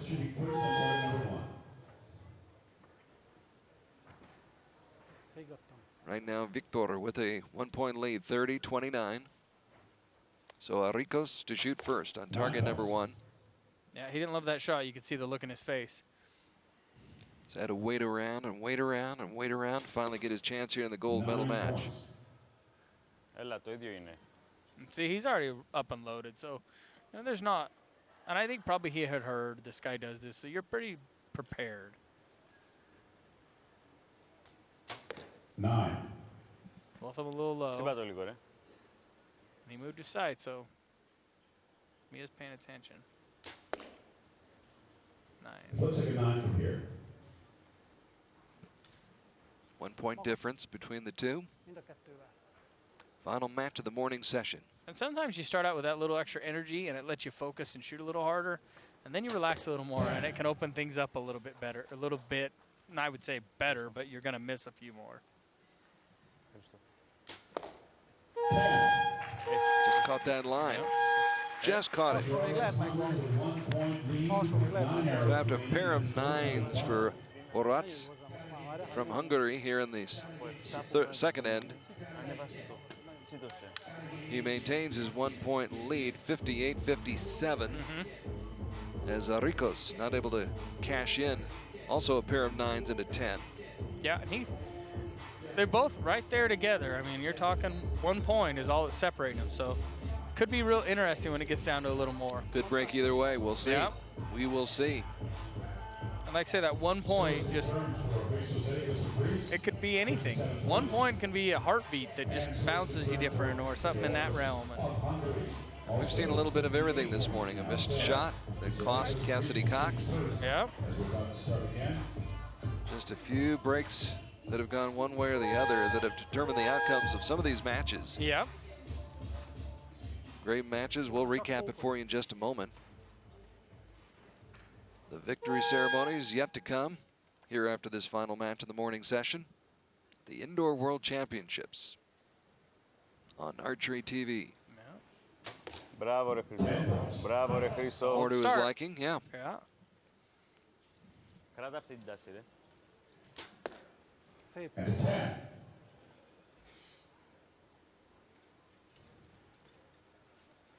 Yeah, I don't think the timing is a big deal. As much as I was informed that it could be, I really don't see Hasn't really played out that way, no. No. And like I said, the guy's got his 20 seconds. I mean, it's taking the other guy 4 to 6 seconds to get his arrow off. You can load your bow in that.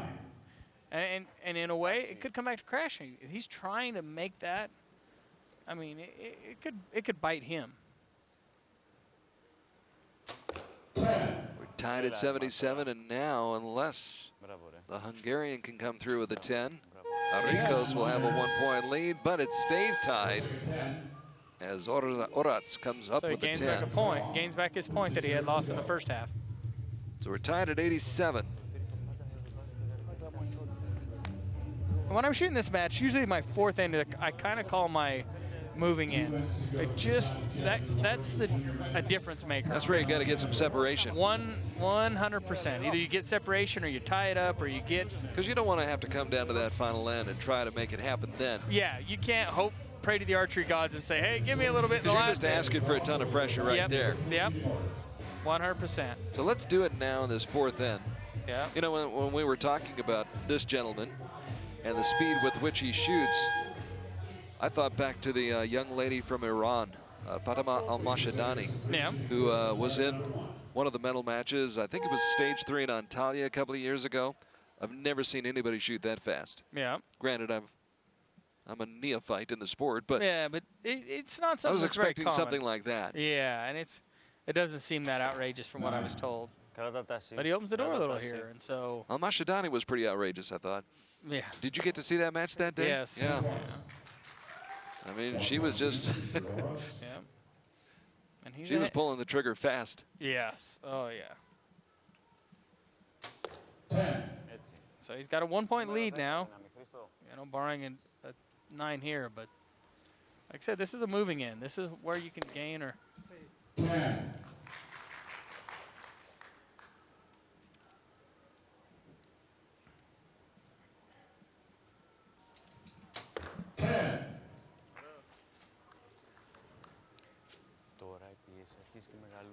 Throwing down a lot of 10s. He whips his bow. Yeah.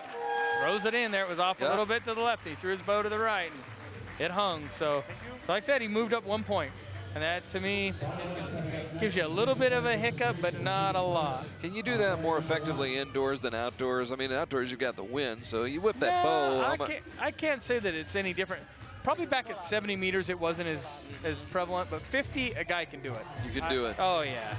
I remember the World Championships in Torino when I shot against Chris Perkins, and I literally walked off the line after my 3rd arrow and watched him shoot and throw his bow, and I thought, oh, good, I got one. Right. And it was almost dead center. Right where he wanted it. Because I walked off and I heard that, and I heard George yell 10, and I looked at my brother, and he turned to me and just shook his head like, what are you going to do? When it's your day, it's your day. Right. It's never worked for me in the bowling alley. I know that.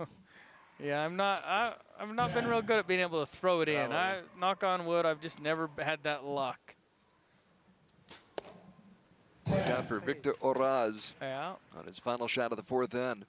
He maintains a 1-point lead with 2 arrows to go. Yeah, and he needs to put some 10s in here to put some pressure on him to get that one back, and that one doesn't. He's not as strong with it. And he catches it.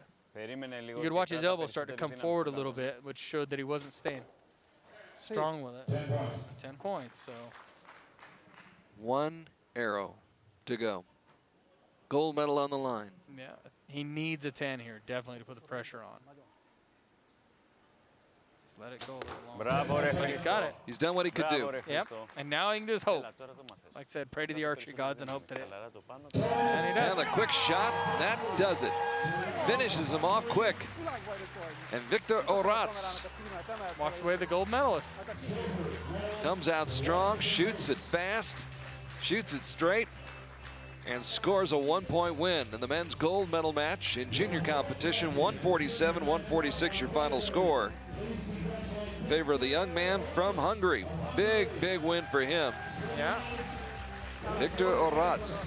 And the relief, you can see it on his face. I mean, that pressure is so much on them last few arrows, and And both guys, to finish out 10-10-10, you can't.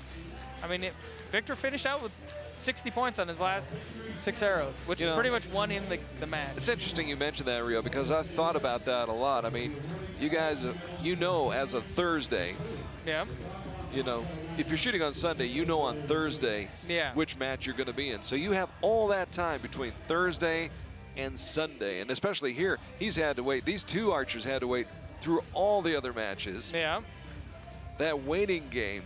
Oh, I think there's something to be said for that, how you handle the 48 hours or so between and the qualifying and the eliminations and actually getting out here on the line. Yeah, and I that's a huge part that I think guys miss out on. I mean, I've had to wait, for gold medal matches and stuff. In fact, actually in Croatia, the very first World Cup, I literally opened my bow case and laid down and went to sleep in it. And I've read books where people are like, Derek Jeter does the same thing. You slept with your bow? I just laid my bow case because we were out in the hard ground, and that was the only soft thing I had was my padded bow case. So I just laid down on it and went to sleep. So, it's a lot of weight, and there's no reason to get yourself amped up or anything like that. And I read a lot about different athletes that do something similar to that. Yeah. They just because your body is so amped up and everything else, and you can burn so much energy. Oh my goodness! And you don't want to crash, and it's just you don't want to play the match in your mind a million times before you actually get out there. And there's so much involved in it. I mean, I remember reading one time Joe Montana don't even eat before a game, and he was talking about how because he doesn't want a full stomach. He wants to be able to perform at his best. Right, feel light. Yep, and he was at the Super Bowl, and he said, I just was so weak by the second half. Right. He said, I had to get a Snickers. He said, that's what I ate. And he got a Snickers, yeah, and it got him through the second half. Just the He didn't have a sponsorship by any chance, did he? Yeah, not that I know of, but, but it was kind of interesting because it was later after his career that I read that, and it's interesting. You have to handle things properly. Yeah, and the way you eat, the way you sleep. Yep.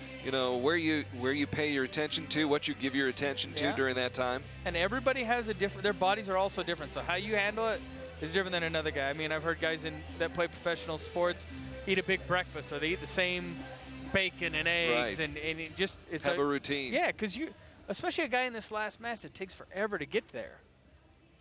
And so. It's a definite learn and a definite, you have your advantage and disadvantages. And everybody was here early this morning. Yeah. About 8 o'clock, everybody started to show up at the Congressium and started to get their bows out of their cases and started to head up to the line to practice and get warmed up. Ladies and gentlemen, our victory ceremony. So now we get ready for the victory ceremony. And the home country gets to have their celebration now. That's nothing like hearing your own national anthem. The junior women's team matches. Of course, as we said, the bronze medal match was held on Friday. And then the gold medal match this morning here in Ankara, Turkey. World Archery First Vice President.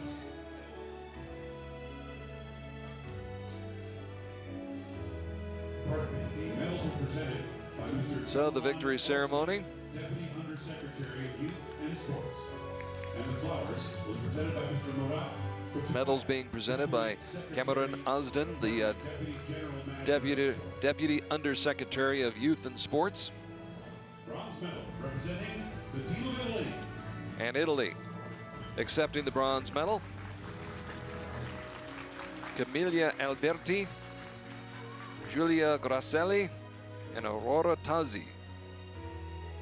These three young ladies taking home a bronze medal from Ankara, Turkey. Italy has had a wonderful week here. Yeah, they have. They really have. And they've got a good young program going on. I mean, they hired Wietse from the Netherlands, and he's built a great program. I mean, I think that's an underrated program. Yeah, and I think getting a good coach in there that builds a program is so underrated. I think, we look at a lot of these different countries that hire coaches, and what kind of youth program have they started? What have they produced? Because you've got to have that feeder. Yeah, and don't get me wrong. There's countries a coach comes in and they have great athletes and they help them get a little better, or they feed off that. But got to have a pipeline. Yeah, and Wietse had one in the Netherlands. I mean, we look at their team; they're still solid. And Italy is progressively just kind of building up, and Saw it in recurve yesterday. Yeah. See it right here as they get the bronze medal in team competition and women's compound. And it's whether it's indoor or outdoor. We'd see these guys are building a great program. I mean, just like we talk about Russia and their women's compound. They have built a pretty good, solid program. Showed here today. Yeah. They get the silver medal, Sofia Fadieva, Diana Ravilova, and Alexandra Savinkova. Matched up against Turkey. And Turkey able to pull away after that third end and win the match and win the gold medal, much to the delight of the hometown fans here in Ankara, Turkey, in Anatolia.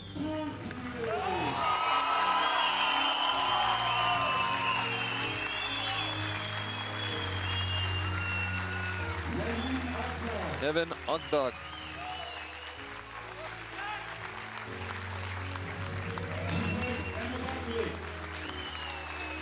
And nothing in the world like getting to put that gold medal around your neck and know that your national anthem is going to get played. I mean, Gizem Elma Achla and Evram Salam. Elma Achla, Salam, and Okda teaming up to win the women's junior team gold medal here in the Congresium in Ankara, Turkey.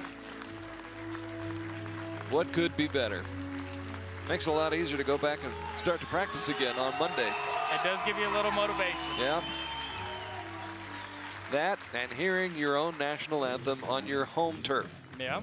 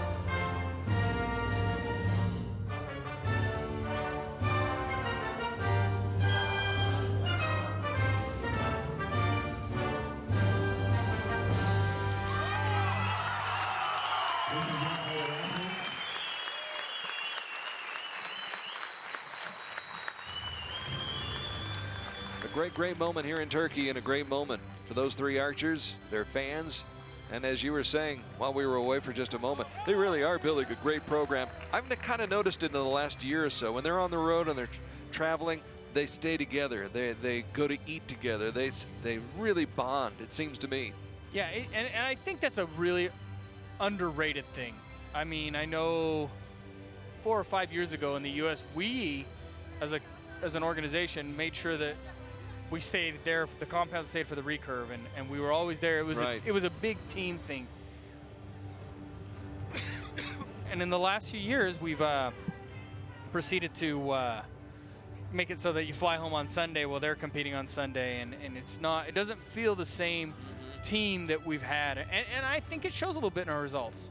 I mean, compared to I think that year in Turkey that we won, my gosh, I can't remember how many medals, but it was silly. I've never seen that many medals won by a country, and I think a lot of that had to do because you feed off. You know, you want the best, and if your buddy's doing well, I think it helps you do well, and I think that's an underestimated thing. Like you talk about, they go to dinner, they go to lunch together. They do things in groups and big groups. It's a team. Yeah. It is a team, and maybe that's just part of the Turkish culture, or maybe it's just the part of the culture that they've instilled into their program. Yeah, and I think it's part of what they're instilling more than anything, because I see it more.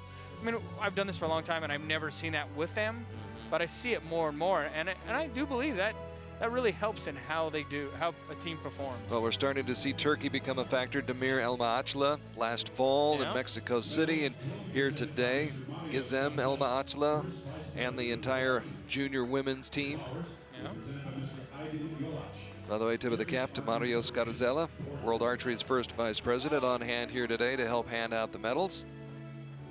Wonderful gentleman who had the privilege and honor of sharing a ride into the city from the, it was a long ride too, from the beautiful airport here in Ankara, and a very scenic ride into the heart of the city. So Mr. Scarzelle, excuse me, making the trip to Ankara to be here and hand out the medals. Congratulations to Australia on the bronze medal. Mr. Duvenage, Harry Howden, and Remy Leonard. And they were super excited. They all come out and told me after they'd won, and it's really cool. Yeah. You know, it's a neat thing to get them to get the opportunity to do this. Yeah, to travel the world and go. I mentioned this yesterday. When I was their age, I was going to McDonald's. That's about as far as I was going. Or down the block to play ball with the boys. Exactly. Yep. These kids are getting on airplanes and flying halfway around the world. Yeah. In their case, even further, I think. Yeah. About halfway around the world. Yeah. Italy, of course, accepting the silver medals. Manuel Festi, Viviano Mior, and Jesse Soot. Shot well. And we'll be taking the silver medal back home to Italy. Of course, yesterday in recurve, Italy won the junior women's team gold medal, the junior men's team gold medal, and then David Pasqualucci came back and won the men's gold medal. They came very close to winning a fourth gold medal in recurve yesterday, so it has been a profitable weekend and a profitable week for the Italian team here in Ankara. And they shot good. I mean, it was down to the 1 point that they, you know. And in compound, that's often the case. Yeah. The gold medalists from the Russian Federation, Anton Bulaev on the left, Boris Chizov, who was their anchor and did a great job, as did Dmitry Stepanov. He shot second and shot well. They all did. And as a result, they were able to come up with a 4-point win, 234 to 230 over the team from Italy. In what was a close match, it was 145 all midway through the third end. And it was that little stretch that Italy ran into that just cost them the match. I mean, that kind of hitting the wall and shooting all the nines just kind of took it away from them. The Russian Federation cashed in and gets the gold medal.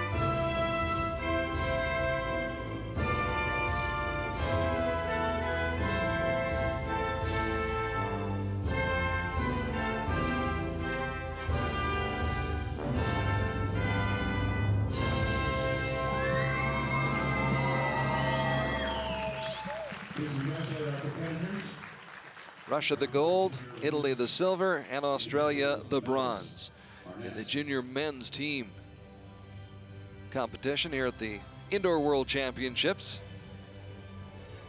Still a lot more in store coming up this afternoon as the seniors, I like to call them active seniors. Active seniors, yes. Yeah. Will be on display center stage here in the Congressium. It'll be fun.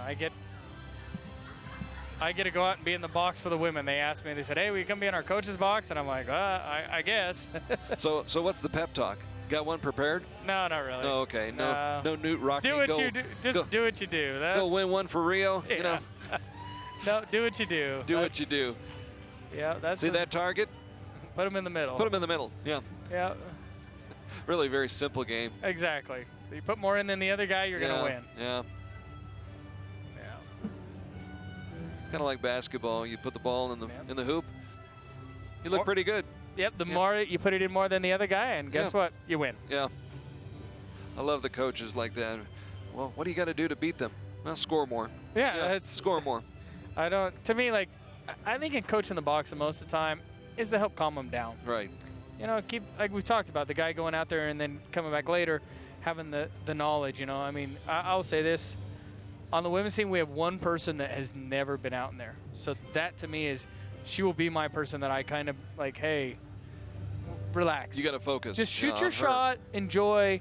You know, the other two have kind of had experience at this, so it's not as big a deal. But the biggest thing is to keep her calm, you know, and let the other ones do what they do and understand that it'll be okay. You know? And it's good to have somebody who's been there before and that they can look up to and has credibility that they can look to, and your words carry a lot of weight. A coach's words, I think, carry a lot of weight. Yeah, and having been there before, I know what an athlete needs sometimes.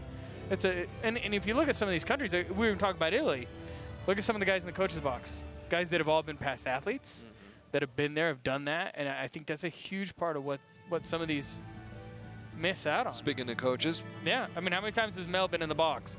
Probably as much as anybody to win a medal. I think he's lost track. Yeah, I mean, I would go out on a limb that, as a coach, there's probably not one that's been in more World Archery events in the box and won more medals than Mel Nichols.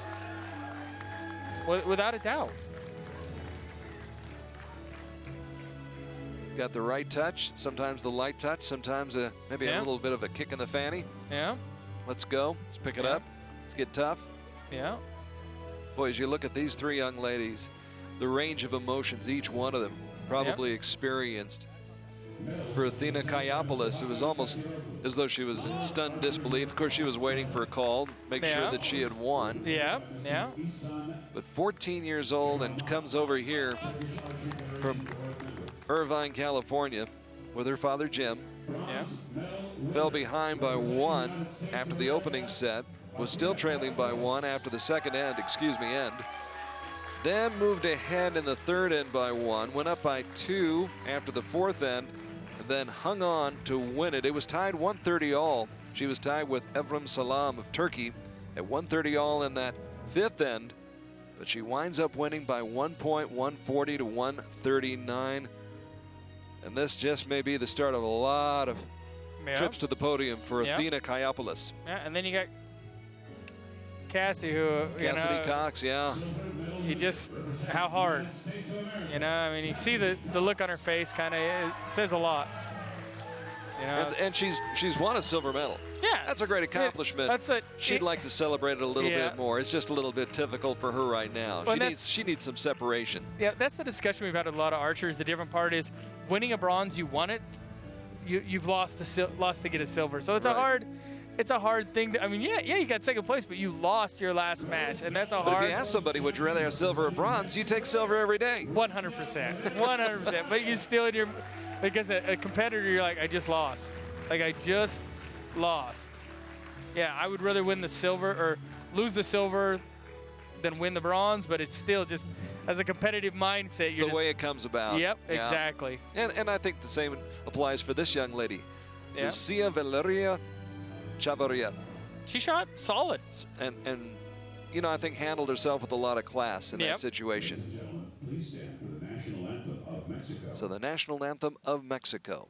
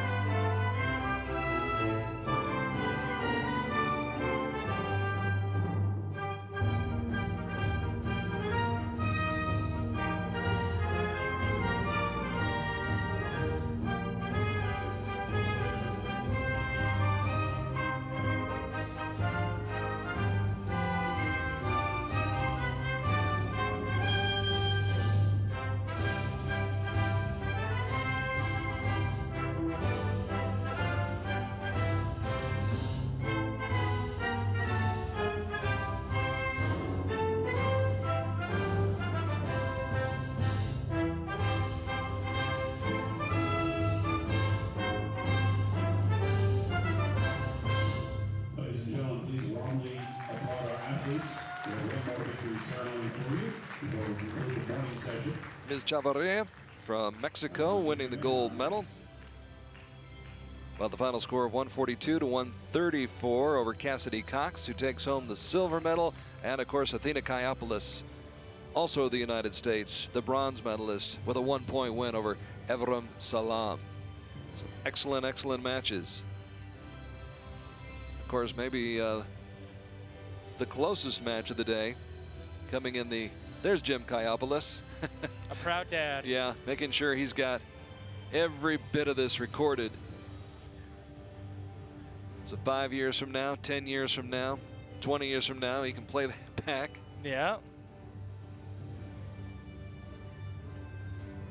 Can only imagine just how proud a dad he must be. Yep, for sure. And Cassidy's dad's got to be proud too. Oh, 100%. I mean, no matter what the situation was, she got there. She got there. You got there. I mean. And she, after the miss happened, where she couldn't get the shot off, the way she handled herself after that spoke volumes to me about who she is as an athlete. Yep, 100% agreed. 100%. A lot of character. Yep. Tough, tough. It's easy when it's going good. Oh, when it's going good, it's easy. Yep. Everybody's got grins on their face when it's going good. Sure. It's what you do in adversity and how you handle that and how you play forward, and she certainly did that. So, yeah, it's going to sting today. Yep. Tomorrow should be okay. Yeah. I think it's great to see these parents who are so supportive, not just Jim, the entire family, and Cassidy's entire family. I mean, it's a family effort to get kids to this point. And any athlete. I mean, my wife and my girls make huge sacrifices. Oh, absolutely. And it's just, you know, I mean, I spend lots of hours in the range. I spend lots of, my wife says our lives are archery. And it is. I mean, you know. You couldn't do what you do.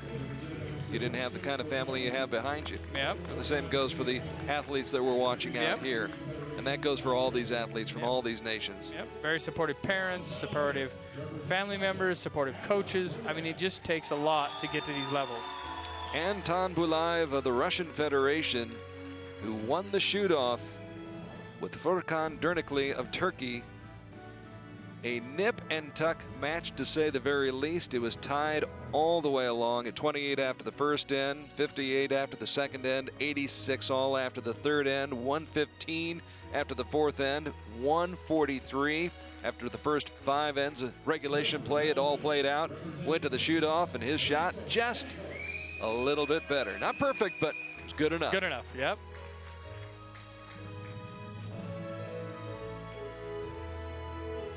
Christos Arikos of Greece, who came close, but fell 1 point short. Yep. And shot well. But shot well and wins a silver medal again. Yep. He won a silver medal. Yep. Not too shabby. No. But the gold goes to the man from Hungary, Viktor Oratz. The quick shooting Hungarian, who took a 1 point lead after the first end, held that lead till the third end when it was tied up at 87 all. He moved back in front at 117, 116 after the fourth end and held on to win it 147 to 146. Victor is the victor here in Ankara, Turkey.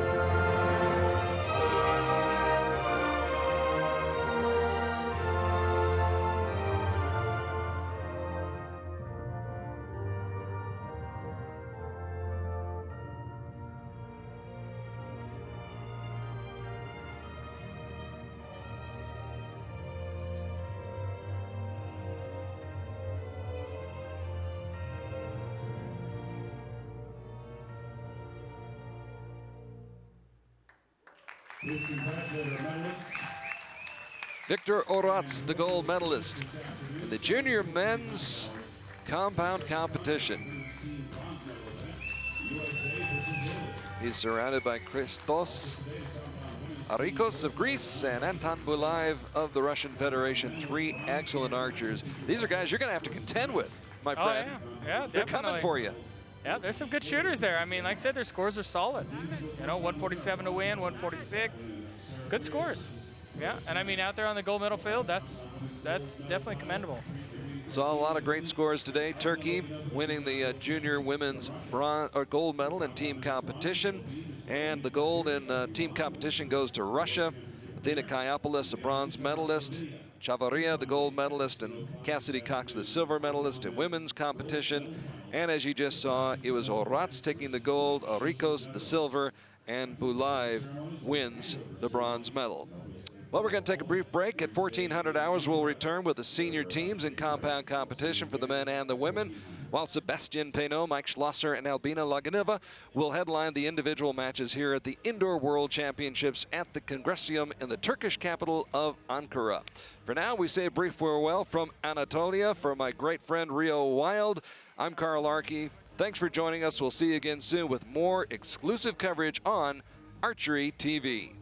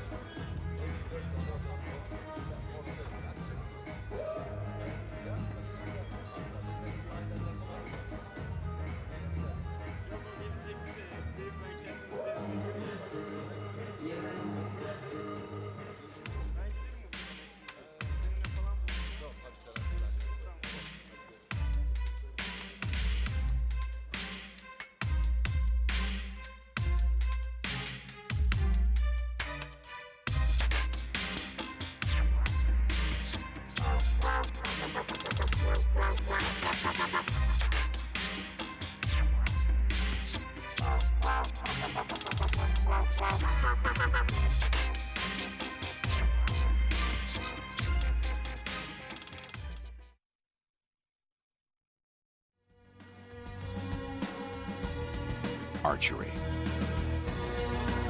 Power and precision, passion and perseverance, dedication and devotion, intensity and integrity. Archery, the ultimate sporting challenge.